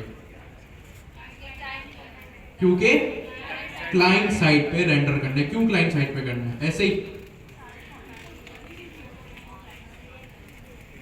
सारी फील्ड्स क्लाइंट साइड से हैंडल होती है, ठीक है।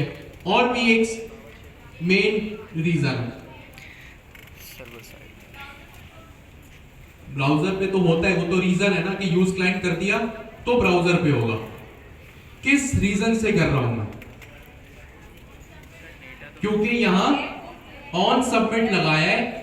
कोई भी इवेंट हैंडलर हम लगाते, चाहे वो ऑन सबमिट हो, ऑन चेंज हो, ऑन क्लिक हो, जितने भी इवेंट हैंडलर्स होते हैं वो सब के सब कहां चलते हैं? Client side. क्लाइंट साइड पे, मतलब ब्राउजर पे। होपफुली अभी एरर चले जाना चाहिए। इसको मैंने रिफ्रेश कर लिया तो ये एरर चला गया, ठीक है। मैंने नेम की फील्ड को लिंक किया और यहां पे मैं इसको इंस्पेक्ट करता हूं। कंसोल में देखते हैं क्या डाटा वगैरह आ रहा है हमारे पास, कोई गलती तो नहीं है।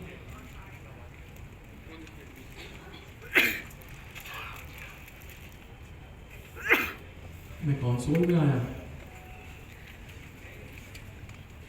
ठीक है जी, यहां मैं कंसोल में आ गया। अब मैं काम करता हूं, नाम फिल करता हूं। मैंने वैल्यू क्या रखी है अपनी?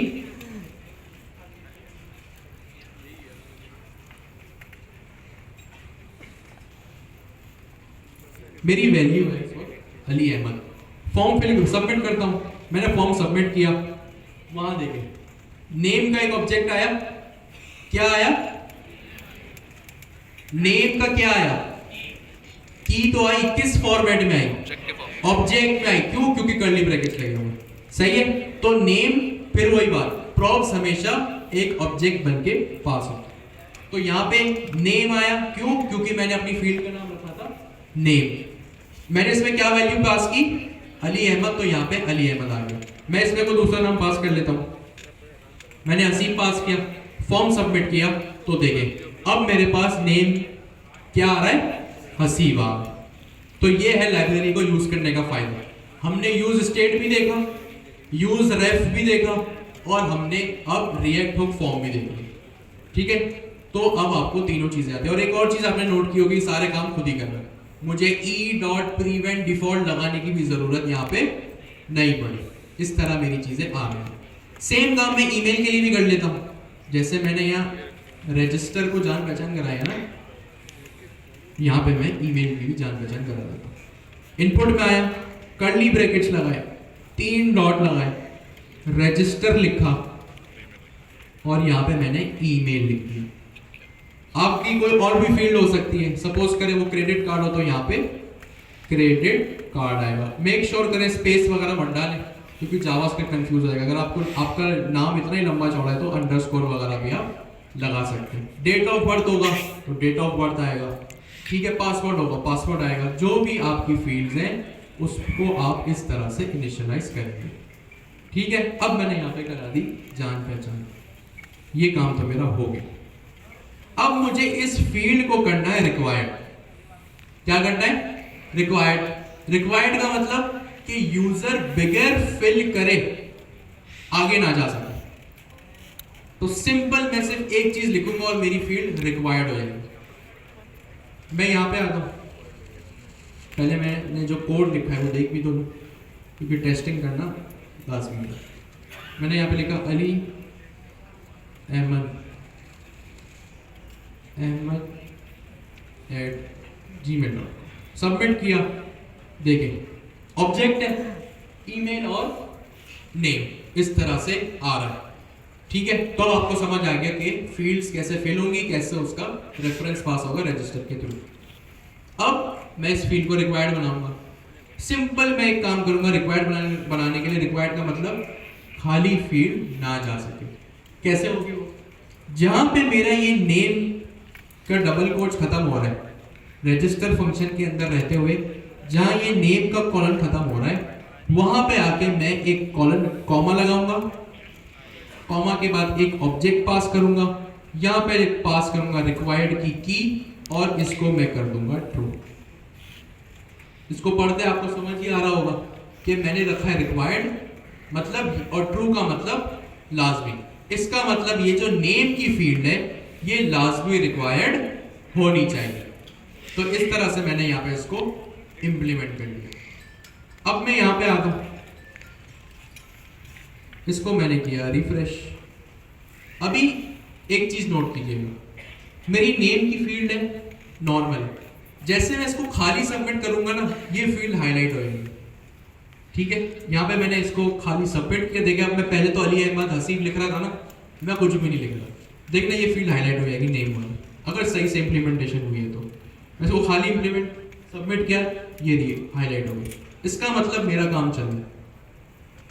मैंने इसको दोबारा खाली सबमिट किया, मेरा काम चल रहा है। लेकिन अब हमें तो मैसेज दिखाना है कि भाई नेम इज रिक्वायर्ड, इस तरह थोड़ी हम छोड़ सकते हैं, ठीक है। हमें समझ आ गया, यूजर को क्या पता, तो अब हम मैसेज दिखाएंगे।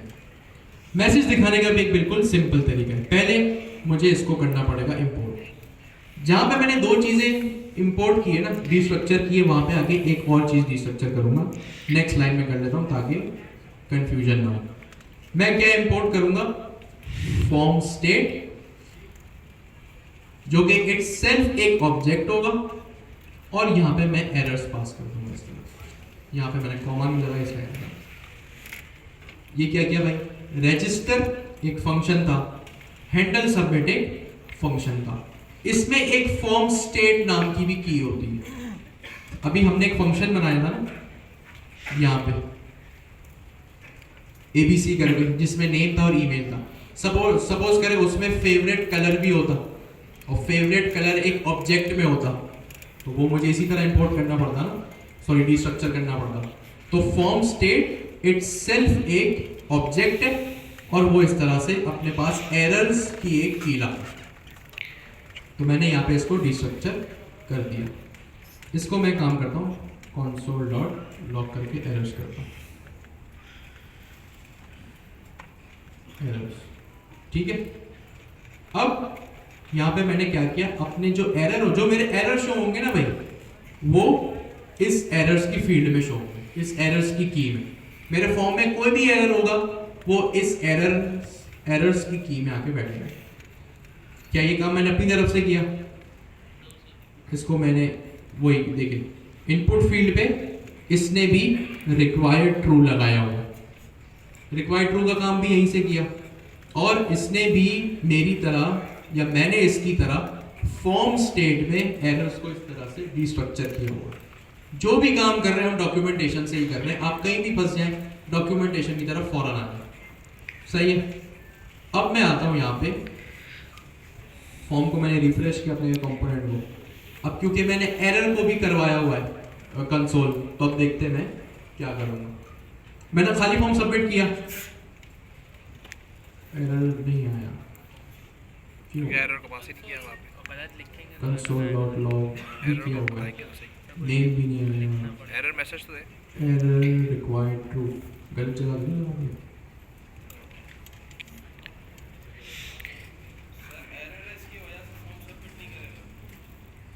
सर एरर को पास तो करें। नहीं, ये तो मैसेज दिखाने के लिए ना, चले हम डायरेक्ट मैसेज दिखाते हैं, देखते हैं अगर मैसेज भी नहीं दिखा तो फिर हमारे इंप्लीमेंटेशन में कोई इशू है, ठीक है। चैट जीपीटी, चले अब मैं काम करता हूं, एरर के लिए एक फील्ड बनाता हूं, सही है। एरर्स के लिए मैं क्या करता हूं, एक फील्ड बनाता हूं, एक मैसेज दिखाता हूं। मैं मैसेज क्या दिखाऊंगा, अगर मेरे पास नेम नहीं है तो मैं सिंपल एक मैसेज दिखाता हूं, नेम इज रिक्वायर्ड। यहां पे मैंने इसको इस तरह से एक मैसेज ओपन किया। अब एक चीज यहां पे ये करने वाली है कि मैंने यहां पे एक कर्ली ब्रैकेट्स ओपन किए, ठीक है, कर्ली ब्रैकेट्स ओपन किए। अब मैं क्या करूंगा कि अगर ये नेम रिक्वायर्ड है, अगर ये नेम रिक्वायर्ड है तो मेरे पास यहाँ पे एक एरर मैसेज आ रहा है। मैंने यहाँ पे लिखा एरर डॉट नेम। अच्छा, ये एरर डॉट नेम क्यों आया, और यहाँ पे ये क्या स्पेशल सिंटैक्स है, मैं लिख के बताता हूँ। Errors dot name and P का टैग। अच्छा, अब ये क्या हो रहा है, यहाँ पे सुनो, मैंने क्या किया हुआ है, मैंने ऊपर से एरर्स को इंपोर्ट डिस्ट्रक्चर किया, तो क्या हुआ कि एरर्स की में ये नेम असाइन हो गया। क्यों? क्योंकि ये नेम जो था वो रिक्वायर्ड था। फ्लो समझिए किस तरह चल रहा है, एरर्स की एरर्स को डिस्ट्रक्चर किया, उसमें जाके मैंने उसको रिक्वायर्ड कर दिया अपनी नेम की फील्ड को। अब जब नेम की फील्ड को मैंने रिक्वायर्ड किया तो जो भी मसला होगा नेम की फील्ड में वो एरर्स की की में जाके बैठ जाएगा। तो मैंने किया एरर्स डॉट नेम कि भाई अगर नेम में कोई एरर है एंड एरर्स डॉट टाइप चाहिए अभी नहीं दिया, चले एरर्स चले आ गया एरर्स डॉट नेम टाइप। ठीक है, ये सारी चीजें जो है वो ऊपर एरर से ही आ रही है। मैंने लिखा एरर्स डॉट नेम की टाइप, अगर ये नेम की टाइप रिक्वायर्ड है, जो है आप लोगों के सामने ये ना, ये रिक्वायर्ड है, अगर ये रिक्वायर्ड है तो एक मैसेज दिखाओ नेम इज रिक्वायर्ड। ठीक है, अच्छा अब ये एंड क्या लिखा है? आप लोगों को अगर याद हो कि हमने क्वार्टर 1 में लॉजिकल ऑपरेटर्स पढ़े थे। लॉजिकल ऑपरेटर्स क्या होता है कि जब आप बहुत सारी जो है वो कंडीशंस डिफाइन करते हैं, और दो तरह के लॉजिकल ऑपरेटर्स होते हैं, एक एंड ऑपरेटर, एक और ऑपरेटर। एंड का मतलब सारी कंडीशंस ट्रू होना लाजमी है, और का मतलब कोई एक भी कंडीशन। तो यहां मैंने क्या किया भाई कि अगर एरर्स डॉट नेम, कि भाई अगर मेरी नेम की फील्ड में कोई एरर है, अगर मेरी नेम की फील्ड में कोई एरर है और नेम की फील्ड की टाइप अगर रिक्वायर्ड है, या मैं दो कंडीशन लगा रहा हूं, अगर नेम की फील्ड में कोई एरर है और उसकी टाइप रिक्वायर्ड है, तो क्या करो, एक पी में मैसेज दिखा दो कि नेम इज रिक्वायर्ड। सिंपल, मैंने ये काम कर रहा हूं। मैंने यहाँ पे इसको क्लास नेम भी दे देता हूं। यहाँ आप एक HTML का टैग हो या कंडीशनल रेंडरिंग के बिहाफ का पूरा कंपोनेंट भी यहाँ शो करा सकते हैं। मैंने यहाँ पे लिख दिया text dash red dash 600 font dash bold. देखते हैं अगर इम्प्लीमेंटेशन में कोई इशू नहीं है तो ये मैसेज आ जाना चाहिए। मैंने इसको रिफ्रेश किया, ठीक है, मैंने यहाँ पे इसको सबमिट किया तो देखें नेम इज रिक्वायर्ड मेरे पास आ गया। कंसोल अभी भी नहीं हुआ, हो सकता है मैं कंसोल में कोई गलती कर रहा हूँ, वो चीज़ मिस हो गई हो, लेकिन यहाँ नेम में मेरे पास रिक्वायर्ड आ गया। मैं इसको सबमिट की जगह बाहर कंसोल करके देखता हूँ इस तरह से। अब देखते हैं, मैंने इसको एम्प्टी किया, रिफ्रेश किया और यहाँ पे मैं खाली फॉर्म सबमिट करता हूँ।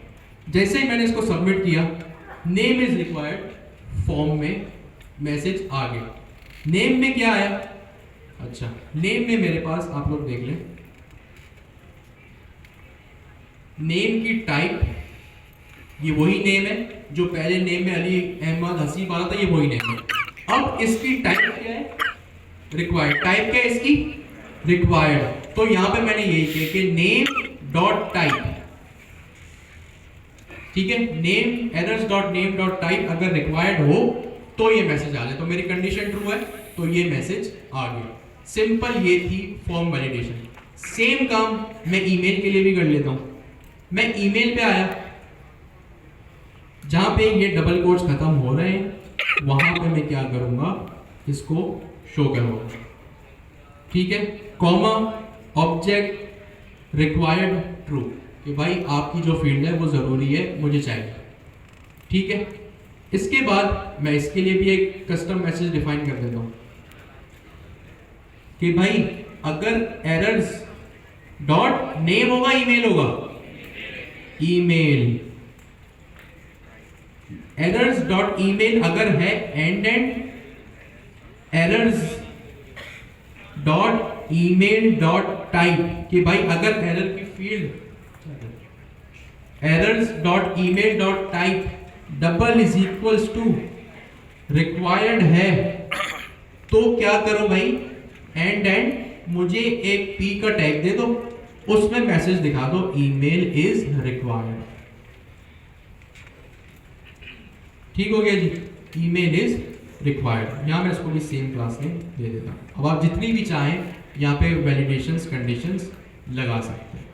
मैंने इसको इस तरह से रिफ्रेश किया, ठीक है, मेरा फॉर्म कंपोनेंट हुआ रिफ्रेश, खाली फॉर्म सबमिट किया, देखते हैं वैलिडेशन एरर आता है कि नहीं। देखें अब नेम पे भी और ईमेल पे भी, दोनों पे वैलिडेशन मेरी चल रही है। हर चीज मैंने आपके सामने पढ़ पढ़ के की, जितनी भी चीजें की पहले इंस्टॉलेशन से लेके अभी तक हर चीज पढ़ पढ़ के की है। मेरा फॉर्म वैलिडेशन बिल्कुल सही चल रहा है, खाली फॉर्म सबमिट कर रहा हूँ तो एरर्स आ रहे हैं। इनको मैं फिल करके भी देख लेता हूँ, देखो तो सही, पता चला एरर्स आ रहे हैं, इम्प्लीमेंटेशन बंद हो गई। यहाँ मैंने लिखा ali@gmail.com, सबमिट किया। देखिए एरर में जो कंडीशन लगाई थी कोई एरर नहीं है, तो देखिए मैसेज भी नहीं आया, मेरा फॉर्म सक्सेसफुली यहाँ पे सबमिट हो गया। Name Ali Ahmed, email ali@gmail.com। आप इसके फॉर्मेट्स भी डिफाइन कर सकते हैं। सपोज करें आपका वीजा कार्ड है, मास्टर कार्ड है, उसका एक स्पेशल फॉर्मेट होगा कि हर 4 लेटर बाद, हर 4 वर्ड नंबर बाद एक स्पेस आ जाए। इस डॉक्यूमेंटेशन से आपको मिलना है। CNIC का एक फॉर्मेट होता है कि भाई 4 नंबर बाद डैश आ जाए, फिर जो दूसरा फेज हो तो इतने नंबर बाद है, आखिरी में डैश के बाद से फेंक दीजिएगा। पासवर्ड की वैलिडेशन भी हो सकती है, पहला लेटर मेरा कैपिटल होना चाहिए, मिनिमम लेंथ उसकी 8 होनी चाहिए, उसमें कोई स्पेशल कैरेक्टर भी होना चाहिए। हर तरह की वैलिडेशन आप लगा सकते हैं। फोन नंबर है तो 11 नंबर होने चाहिए, लेकिन सपोज करें अगर US का फोन नंबर है उसके लिए भी स्पेशल वैलिडेशन हर चीज डॉक्यूमेंटेशन से मिल जाएगी। ये था आपका फॉर्म वैलिडेशन का टॉपिक। इसी बात पर 10 मिनट का ब्रेक करें। 8:37 हो रहा है, 8:47 पे हम दोबारा शुरू करेंगे। Authentication using a library that is ClerkJS। Last class में भी हमने ऑथेंटिकेशन की। वो कैसे की? हमने अपनी कस्टम एक लॉजिक बनाई थी कि भाई ईमेल जाना चाहिए, ईमेल रिसीव होना चाहिए और रिस्पॉन्स आपको फिर उसके बाद मिलना चाहिए।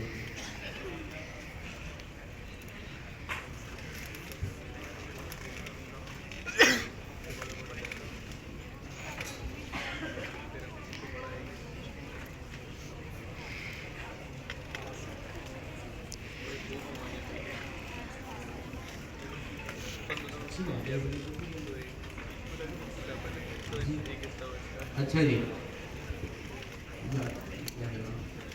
तो अभी हमारा टॉपिक है authentication using ClerkJS।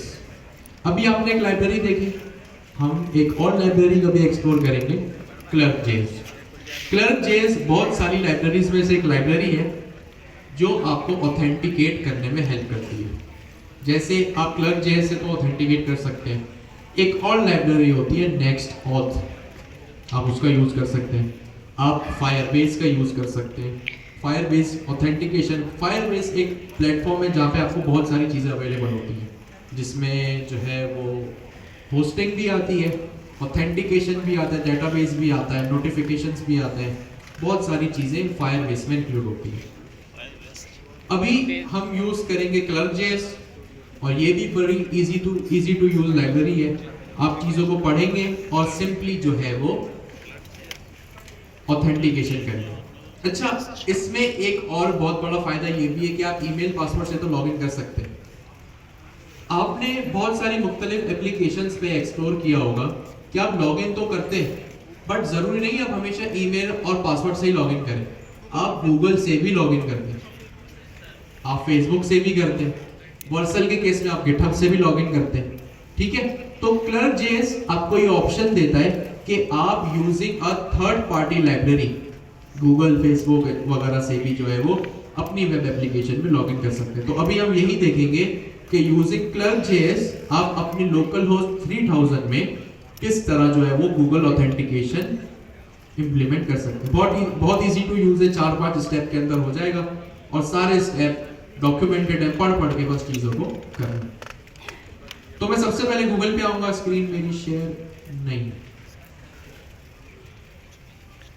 Authentication using ClerkJS।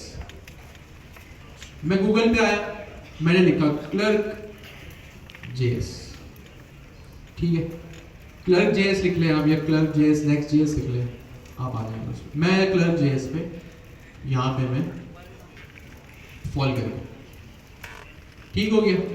मैं आया यहाँ पे गेट स्टार्टेड या साइन इन दिख रहा है, आपका अकाउंट नहीं बनाओ, बना लीजिएगा। मैं यहाँ पे साइन इन करता हूँ, या गेट स्टार्टेड करके देख लेते हैं। तो ये मुझे क्लर्क के डैशबोर्ड पे ले गया। चले, अच्छी बात हो गई। तो यहाँ पे भी मुझे साइन इन करना पड़ता।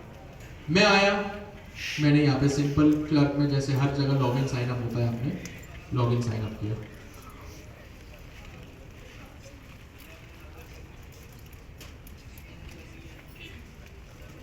ये है क्यों हो गया?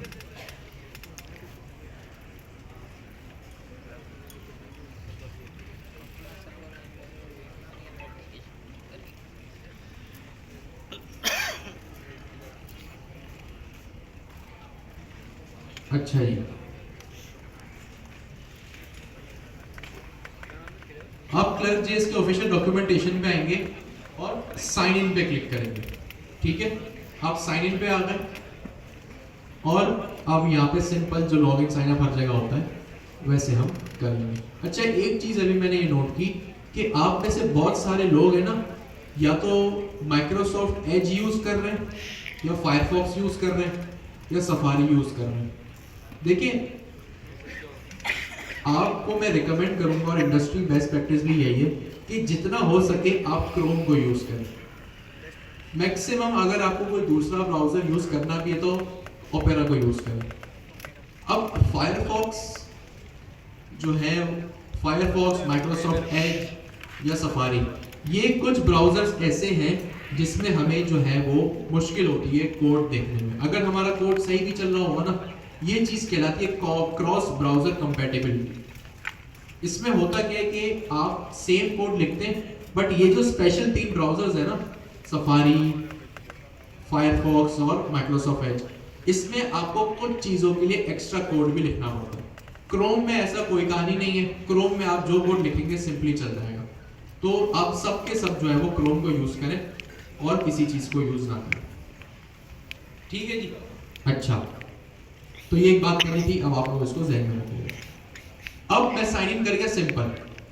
जैसे ही मैं साइन इन करूंगा, ये मुझे इस पेज पे ले आएगा और पूछेगा मुझसे मेरी एप्लीकेशन का नाम। बोलेगा भाई अपनी एप्लीकेशन का नाम रखो। मैंने यहाँ पे एप्लीकेशन का नाम आके रख लिया ट्यूसडे 7 to 10।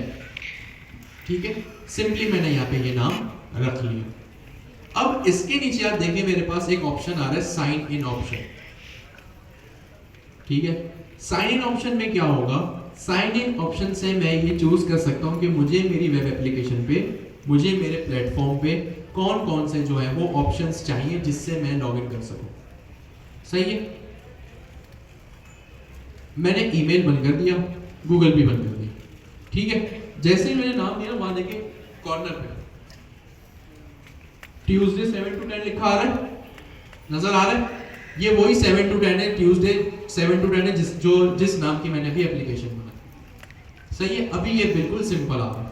यहां पे देखिए मेरे पास बहुत सारे ऑप्शंस आ रहे हैं, email, phone number, user, Google, Facebook, Apple, GitHub, Microsoft, इतने सारे ऑप्शंस हैं मेरे पास।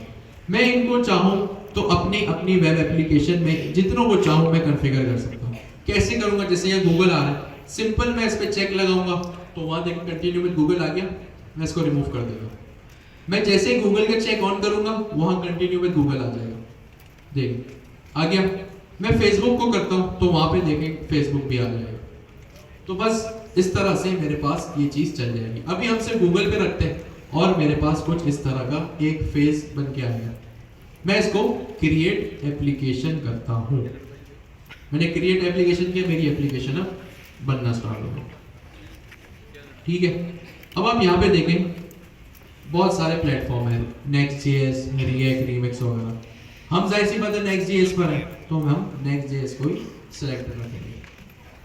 सबसे पहली चीज ये कह रहे हैं भाई क्लर्क को इंस्टॉल करो, तो मैंने इसको कॉपी किया और क्लर्क को लाके यहाँ पे इंस्टॉल कर दिया। इंस्टॉल तो नहीं किया ना क्लर्क, नहीं किया, तो मैं क्या करता हूँ यहाँ पे क्लर्क को इंस्टॉल करता हूँ। ठीक हो गया, सिंपली मैंने यहाँ पे लाके इसको कॉपी करके पेस्ट किया, कमांड मेरी चलने लगी।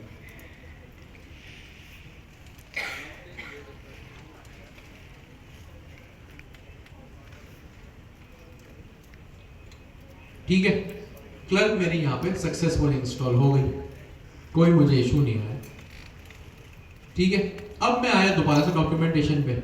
ये कह रहा है भाई कि क्लर्क इंस्टॉल कर ली, सेकंड में सेकेंडली ये कह रहे हैं सेट योर एनवायरनमेंट वेरिएबल्स, और यहाँ पे लिखा हुआ भी है add these keys to your .env.local और create the file if it doesn't exist. भाई अगर फाइल नहीं एग्जिस्ट करती तो बना लो, अगर है तो वहीं पे जाके इसको पेस्ट कर दो। सही है। मैं अपने यहाँ पे आया अपने प्रोजेक्ट में और बिल्कुल रूट लेवल पे, रूट लेवल मतलब बिल्कुल जहाँ पे प्रोजेक्ट मेरा शुरू हो रहा है, किसी फाइल के अंदर नहीं, किसी फोल्डर के अंदर नहीं, बिल्कुल रूट लेवल पे मैं एक फाइल क्रिएट करूंगा जिसका नाम होगा .env.local। फाइल मैंने कर दी क्रिएट, .env.local नाम की मैंने फाइल यहाँ पे क्रिएट कर दी। अब यहाँ पे मेरे पास दो अदर एनवायरनमेंट वेरिएबल्स हैं। ज़हन में ये एनवायरनमेंट वेरिएबल्स आपके कभी किसी हाथ में नहीं लगने चाहिए, वरना जो है वो मिसयूज किया जा सकता है इसका। मैंने इनको सिंपली किया कॉपी और यहाँ पे लाके कर दिया पेस्ट, बात हो गई खत्म। इन दोनों में जो सबसे जरूरी चीज है वो ये क्लर्क सीक्रेट की, कि भाई ये सीक्रेट की हर यूजर के लिए यूनिक होती है। अब जितने लोग यहाँ बैठे हैं ना, जितने लोग यहाँ बैठे हैं दुनिया में, जितने भी लोग क्लर्क को यूज करते हैं, सबके लिए क्लर्क ये एक यूनिक सीक्रेट की जनरेट करके देता है, किसी के लिए सेम नहीं करता। सही है। यहाँ पे लाके आपने इसको पेस्ट कर दिया। और एक बात और, अब तो आप लोगों को पता चली गई होगी, फिर भी मैं बता देता हूँ कि आप जो भी यहाँ एनवायरनमेंट वेरिएबल्स कॉन्फ़िगर करते हैं ना, चाहे सैनिटी के करें, चाहे अभी क्लर्क के करें, या फ्यूचर में किसी के भी करें, तो जब भी आप वर्सल पे उसकी डिप्लॉयमेंट करेंगे ना, वर्सल पे जब भी उसकी डिप्लॉयमेंट करेंगे तो वर्सल में भी आप लोगों को जो है वो उसको कॉन्फ़िगर करना पड़ेगा। सही है।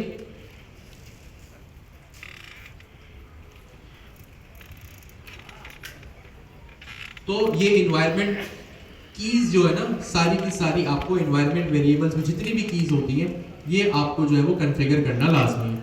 अपने जहां भी आप किसी भी प्लेटफॉर्म पर डिप्लॉय करें, हमारे केस में वर्सल है ना, हो सकता है फ्यूचर में आपका कुछ और हो, तो यहाँ पे लाके आपको इसको वहां उस प्लेटफॉर्म पे भी आपको सारी कीज को कॉन्फ़िगर करना पड़ेगा।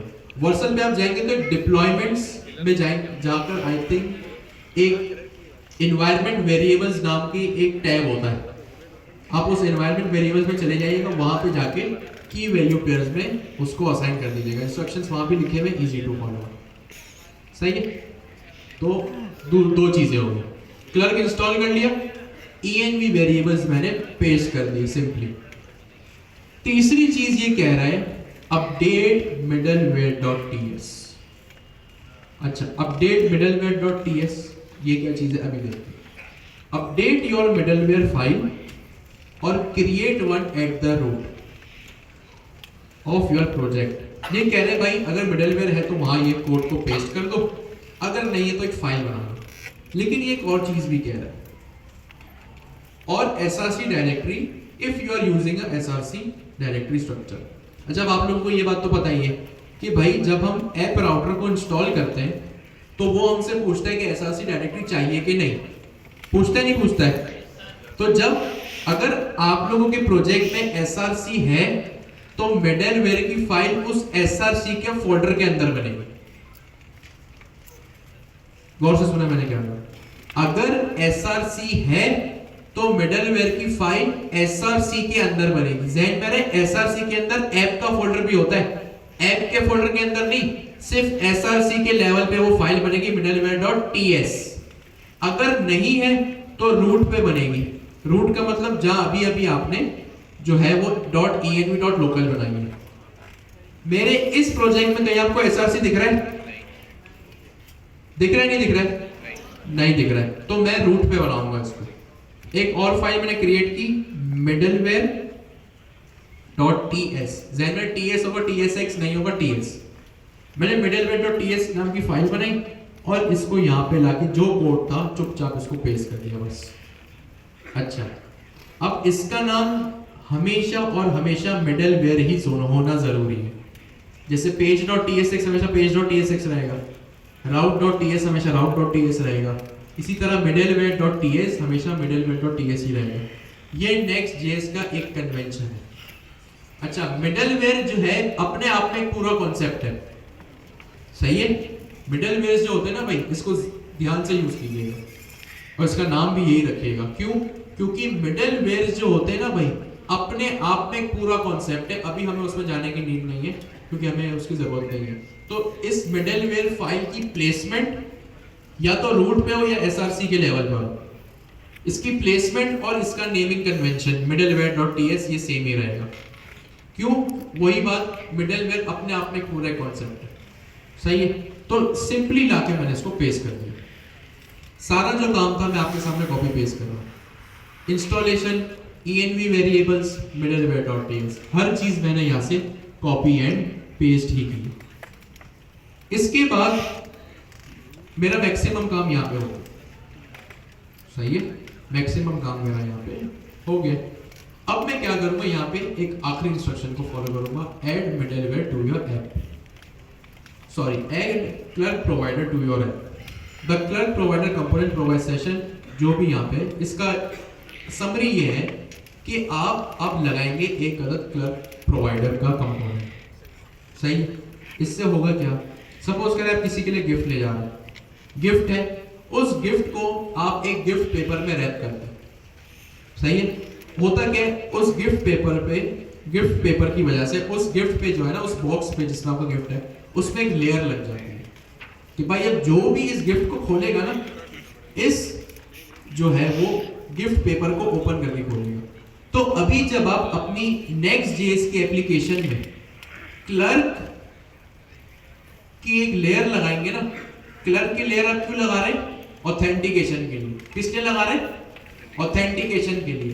तो अब आप क्या करने जा रहे हैं, स्टेप नंबर 4 में आप अपनी एप्लीकेशन में जो है वो एक क्लर्क की लेयर लगा रहे हैं कि कोई भी जो यूजर आए ना, वो ऑथेंटिकेट हो बगैर नहीं। जैसे आप आते हैं, ये एक एप्लीकेशन है, वहां पे आप अटेंडेंस लगा दे, समझे, वो जो अटेंडेंस लग रही है ना, वो क्लर्क से लग रही है, वो एक प्रोवाइडर है वहां पे। तो जैसे ही आप आते हैं, क्लर्क से होकर इस वेब एप्लीकेशन बनाते हैं।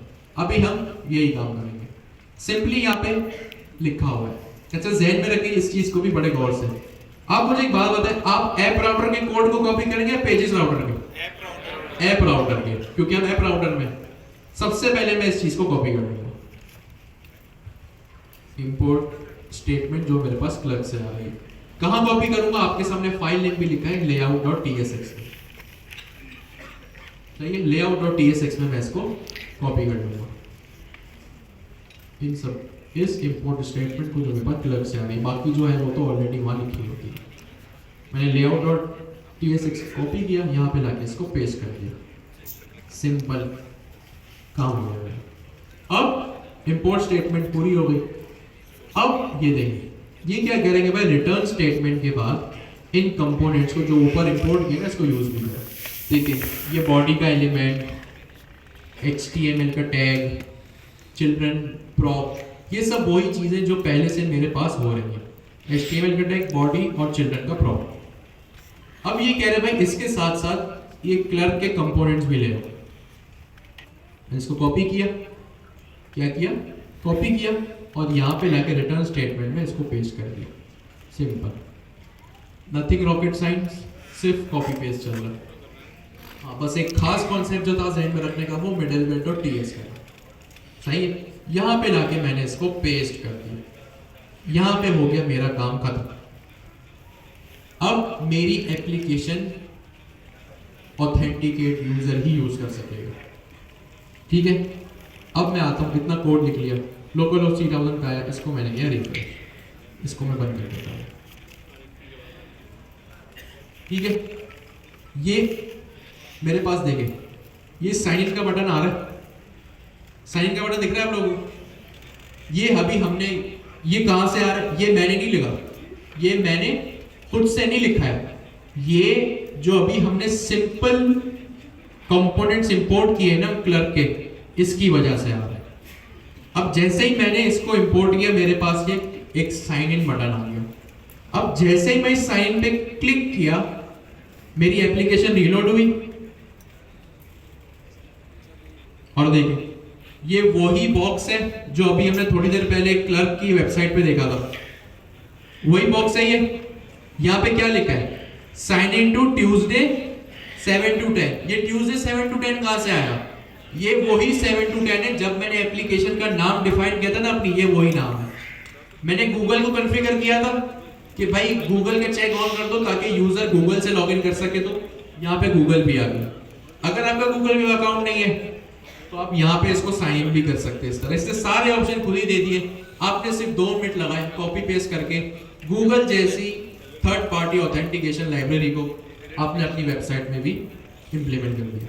मैं साइन इन में गूगल पे क्लिक भी करता हूँ, इस पे मैंने क्लिक कर दिया, तो देखिए कुछ ऐसा ही होगा जब आप लोग भी कहीं गूगल से साइन इन करते हैं। तो मैंने यहाँ पे अपने अकाउंट से गूगल से साइन इन किया, अब सारा प्रोसेस गूगल पे हो गया। यहाँ मैंने कंटिन्यू किया,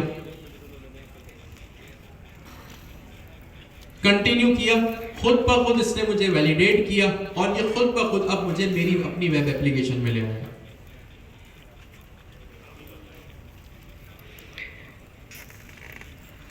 सही है, गूगल पे मैं ऑथेंटिकेट हुआ, मैंने साइन पे क्लिक किया, गूगल पर मैं गया, वहां पे मैंने लॉग इन किया, खुद ब खुद ये मुझे दोबारा लोकल होस्ट 3000 पे ले आया।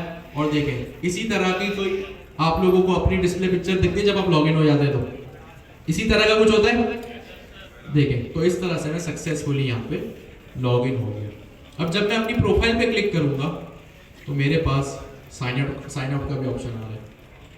सारे काम खुद ब खुद ऑटोमेटिकली हो गए। मैंने साइन आउट पे क्लिक किया, मैं साइन आउट हो जाऊंगा, मेरी वेब एप्लीकेशन में दोबारा साइन इन लिखा दिया। सही है, मैंने दोबारा साइन इन पे क्लिक किया, मैं दोबारा लॉग इन हो जाऊंगा। तो ये है क्लर्क के जरिए एक ऑथेंटिकेशन। सिंपली हमने एक लाइब्रेरी से इसको कॉन्फ़िगर किया। अच्छा, अभी एक चीज और नोट करने वाली, आखिरी छोटा सा स्टेप, वो क्या है? अभी आपने जब आप कब लॉग इन हुए? जैसे ही आप अपने होम पेज पे आए तो आप लॉग इन उसने आपसे मांगा, ऐसा ही है। जैसे ही आप होम पेज पे आए अपने, उसने आपसे लॉग इन मांगा। अब इस तरह का सिनेरियो इंस्टाग्राम, फेसबुक, इस तरह की वेबसाइट पे तो चलता है जहां पे यूजर बेस्ड ऑथेंटिकेट, मतलब यूजर बेस्ड जो है वो आपको लॉग इन किया जाए। जाहिर सी बात है, इस तरह की वेबसाइट पे तो आप पहले आते हैं तो डायरेक्ट लॉग इन होता है। अब ये खुद आपको जहन में सोचना है कि आप किस तरह लॉग इन करवाएंगे अपने यूजर को। अगर आप कुछ फेसबुक, इंस्टाग्राम टाइप एप्लीकेशन बना रहे हैं, जैसा कोई गवर्नमेंट पोर्टल है, जैसे आते हैं आपसे सबसे पहले लॉग इन मांगा जाता है। सही है, अगर आप जैसे कंपनी में, बहुत सारी कंपनीज का अटेंडेंस पोर्टल होता है, तो वो क्या करते हैं, सबसे पहले यूजर से, अपने एम्प्लॉय से साइन इन मांगते हैं। उस तरह की एप्लीकेशन के लिए तो ये बहुत अच्छा है कि साइन इन होते ही आपको एक लॉगिन मैसेज, लॉगिन का बटन दिया जा रहा है। व्हाट इफ अगर आपकी जैसे ई कॉमर्स टाइप वेबसाइट हो, उसमें तो आप एंटर होते ही आप यूजर से लॉगिन नहीं मांगते, उसमें आप लोग किस टाइम पे आके यूजर से लॉगिन मांगते? Checkout, add to cart. Checkout मतलब परचेज के टाइम में। इस तरह के केस में प्रोटेक्टेड राउट्स यूज होते हैं। कौन से राउट्स यूज होते हैं? Protected routes. यानी आपकी वेब एप्लीकेशन का सिर्फ कुछ हिस्सा प्रोटेक्टेड है, कुछ हिस्सा अनऑथेंटिकेटेड यूजर भी यूज कर सकता है। आई रिपीट, प्रोटेक्टेड राउट्स क्या होते हैं? सिर्फ और सिर्फ वो राउट्स या कुछ राउट्स जिन पे सिर्फ ऑथेंटिकेटेड यूजर जा सकता है, और कुछ हिस्सा वो होता है जिसपे अनऑथेंटिकेटेड यूजर भी जा सकता है। हमारी ई कॉमर्स की वेब एप्लीकेशन तो इसी तरह होती है। आप प्रोडक्ट एक्सप्लोर कर सकते हैं, उसकी डिटेल देख सकते हैं। हाँ, अब ऐड टू कार्ट करेंगे या परचेज करेंगे, तब जाके आप लोगों की वेब एप्लीकेशन या आप लोगों का यूजर ऑथेंटिकेट होना चाहिए। तो इस तरह के केस में आप लोग सिर्फ और सिर्फ क्या करेंगे? प्रोटेक्टेड राउट्स का यूज करेंगे। क्या करेंगे? प्रोटेक्टेड राउट्स का। नाम से ही पता चल रहा है वो राउट जो अनऑथेंटिकेटेड यूजर से प्रोटेक्टेड है, वहां पे सिर्फ वही यूजर आएगा जो प्रोटेक्टेड है। आपने कुछ भी नहीं करना है, हर चीज ये रहेगी। ये कोड मैं आप लोगों को प्रोवाइड कर दूंगा। सबसे पहले चेंज होगा आपका middleware.ts, ठीक है? ये आपका बाय डिफॉल्ट है, तो चले मैं इसको कमेंट करके ऊपर लिख देता हूं, middleware to handle user on home page, ठीक है? ताकि आपको याद रहे। नीचे मैं एक और कमेंट लिख देता हूं, यहां पे हम अपना प्रोटेक्टेड राउट्स का कोड पेस्ट करेंगे। कोड आप लोगों को मैं दे दूंगा। Middleware function to handle user on protected routes. Simple. तो प्रोटेक्टेड राउट्स क्या होते हैं? वो राउट्स, वो कुछ हिस्सा जिसपे सिर्फ ऑथेंटिकेटेड यूजर जा सके और कुछ हिस्सा वो जिसपे अनऑथेंटिकेटेड भी जा सके।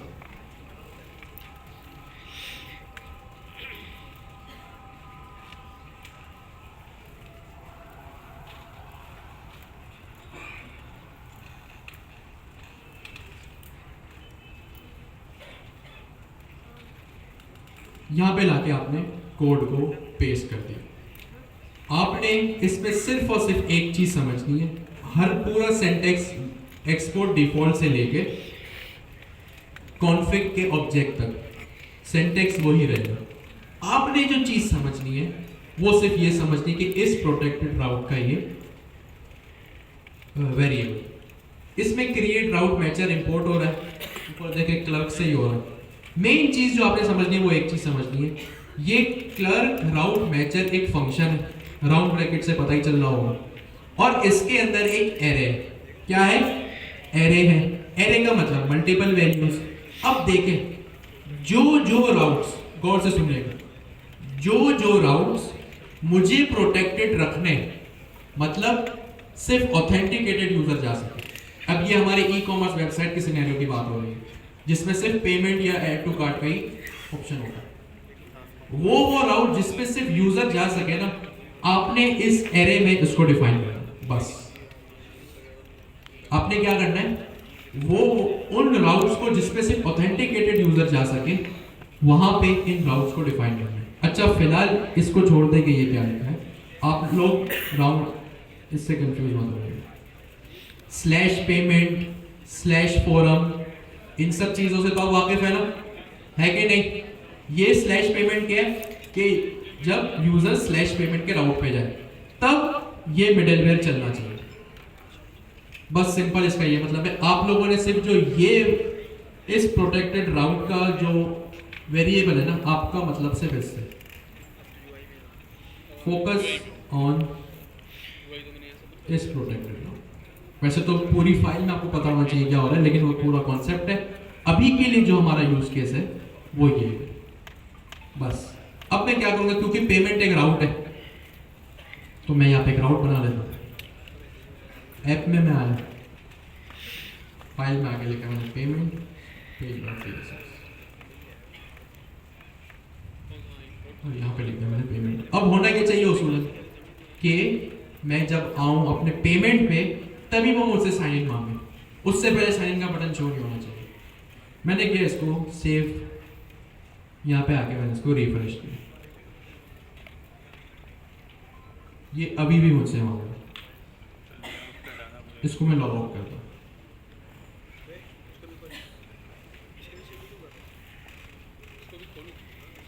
ये अभी भी साइन मांग रहा है। कोई बताएगा क्यों मांग रहा है? एग्जैक्टली, किसने कहा? क्या बात है सर, ये मसला इसलिए आ रहा है, मसला तो नहीं है खैर, एक कॉन्सेप्ट है। ये साइन इन मुझे यहाँ इसलिए दिखाई दे रहा है क्योंकि मैंने इस साइन इन कंपोनेंट का कोड layout.tsx में रखा है। किस में रखा है? layout.tsx में। तो ये शो क्यों हो रहा है? ना हो भाई,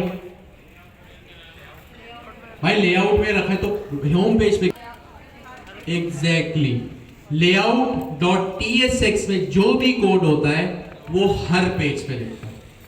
सही है? layout.tsx का जो कोड होता है वो हर पेज पे दिखता है। अगर मैं layout.tsx में यहाँ पे ABCD लिख दूंगा तो ABCD जो है भाई मेरी एप्लीकेशन में जितने भी राउट्स होंगे उन सब पे मुझे शो होगा। तो अभी मैं क्या करता हूँ, इसको यहाँ से कर देता हूँ रिमूव किया मैंने इसको, बल्कि इसका कोड भी मैं आप लोगों को यहीं से दे दूंगा ताकि आप लोगों के पास एक चीज़ सही है। पेमेंट पे मैं आया और पेज.tsx में आके मैंने इस पेमेंट के कंपोनेंट को यहाँ पे कॉपी किया, यहाँ पे ले जाके मैंने इसको पेस्ट कर दिया। सिंपल, ठीक हो गया जी। सही है, सिंपल आपके सामने वही काम हो रहा है। साइन आउट का कंपोनेंट जो हमने लेआउट पे रखा था यहाँ भी वही है, एक डिव बना दिया थोड़ी स्टाइलिंग करने के लिए, ये साइन इन का कंपोनेंट है, ये साइन आउट का कंपोनेंट है, इसमें आपकी अपीयरेंस वगैरह भी शो हो जाएगी। ये जितने भी कंपोनेंट्स आ रहे हैं सारे क्लर्क जैसे आ रहे हैं, सब उसकी डॉक्यूमेंटेशन है। और डॉक्यूमेंटेशन इस वक्त क्लास में इस मोमेंट पे रीड करना, उसका मतलब समझना अभी हमारे लिए जो है वो मतलब नहीं है, अभी हम सिर्फ इम्प्लीमेंटेशन को देखेंगे। हाँ, कल को कोई एरर आता है या आपने कोई इन्हांसमेंट करनी होती है तो जाहिर सी बात है आपको देखना पड़ेगा। मैंने लेआउट से हटा दिया? नहीं हटाया, लेआउट से मैं हटा देता, बल्कि मैं रहने देता हूँ ताकि आप लोगों को याद रहे।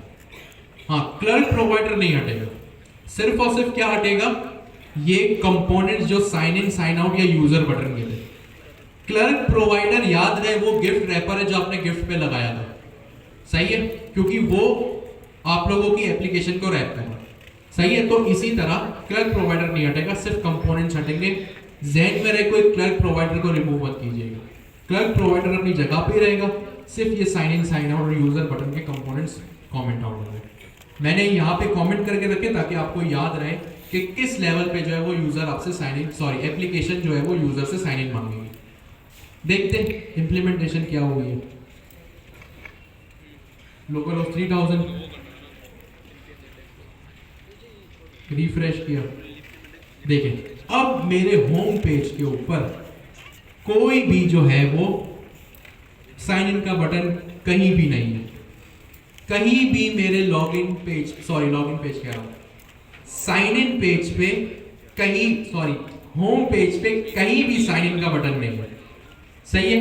इसका मतलब लेआउट से हट गया तो यहां से भी हट गया। अब एक काम तो हो गया, अब देखते पेमेंट पे जैसे यूजर फॉल करता है, मैं डायरेक्ट ऊपर यूआरएल से चला जाता हूं, आप लिंक कंपोनेंट लगा के भी पेमेंट पे जाए तो काम यही होगा, सही है। मैंने यहां पे लिखा स्लैश पेमेंट, पेमेंट, जैसे मैंने पेमेंट पे क्लिक किया, अनऑथेंटिकेटेड यूजर प्रोटेक्टेड राउट पे जा रहा है, देखिए इसने लॉगिन पे ले गया, वो मुझे ले ही नहीं गया वहां पे, डायरेक्ट वो मुझे यहां पे ले गया, ठीक है। अच्छा, जो लोग, सबके लिए एक अनाउंसमेंट है कि नेक्स्ट ट्यूसडे क्योंकि शब-ए महराज है तो उस दिन क्लास नहीं होगी, नेक्स्ट वीक हमारी आखिरी क्लास होगी और वो मंडे के दिन होगी, सही है। तो ये एक अनाउंसमेंट थी, क्योंकि और अगले ट्यूसडे जो है हमारे, अगले मंडे हमारी लास्ट क्लास है और वो मंडे को होगी, ट्यूसडे को नहीं होगी, क्योंकि शब-ए महराज होगी, उस दिन छुट्टी होगी। तो क्योंकि हमारी कोई क्लास मिस ना हो जाए इसलिए मैंने मंडे रखवा लिया, और कोई दिन फ्री था नहीं, ये काफ़ी कैलेंडर वगैरह देख के और यहाँ का स्केड्यूल देख के ये डिसाइड हुआ, सही है। तो सिर्फ नहीं, टाइम यही होगा 7 to 10, टाइम का मसला नहीं, बस दिन चेंज होगा। ट्यूसडे को है,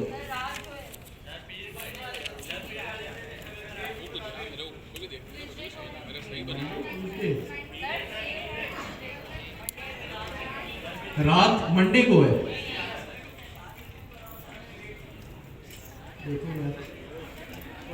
अच्छा डिस्कॉर्ड पे आप लोग एक्टिव रहिएगा, अगर ऐसा कुछ होगा तो मैं बता दूंगा।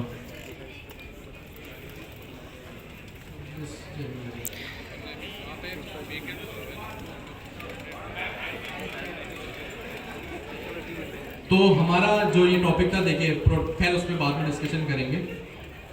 प्रोटेक्टेड राउट्स, जैसे मैं पेमेंट के पेज पे आया क्योंकि मैं अनऑथेंटिकेटेड था, अब जब मैं यहाँ पे आया तो देखें अब मैं प्रोटेक्टेड हो गया, मैं अनऑथेंटिकेटेड यूजर था, मैंने प्रोटेक्टेड राउट पे जाने की कोशिश की तो वो मुझे लॉगिन पे ले गया। तो ये थे आपके आज के दो टॉपिक, फॉर्म वैलिडेशन और ऑथेंटिकेशन। अगली क्लास कब होगी, मंडे या ट्यूसडे, वो आप लोगों को डिस्कॉर्ड पे बात कर दी जाएगी। नहीं ट्यूसडे को तो है, लेकिन वो कहना मंडे को देखते हैं फिर। तो ये थी आपकी अगली क्लास जो है, एक सेकंड, हैकाथॉन पे फोकस कीजिएगा, जितना हो सके आप बनाएं। अगर कोई पीछे रह गया डे 7 में, अगर डे 5, 6 का काम कर रहा है, उसको जितना जल्दी हो सके कंप्लीट करें, लेकिन ये ना सोचे कि मैं पीछे रह गया तो क्या होगा, वो आप जाने दें, आप बस अपनी डेवलपमेंट पे, अपने प्रोग्रेस पे फोकस करें। थैंक यू सो मच, अल्लाह हाफिज़। हाँ वो भी होगा डेटा उसका, सैटरडे या संडे को, उसमें हो सकता है कुछ कोड स्निपेट्स भी हो।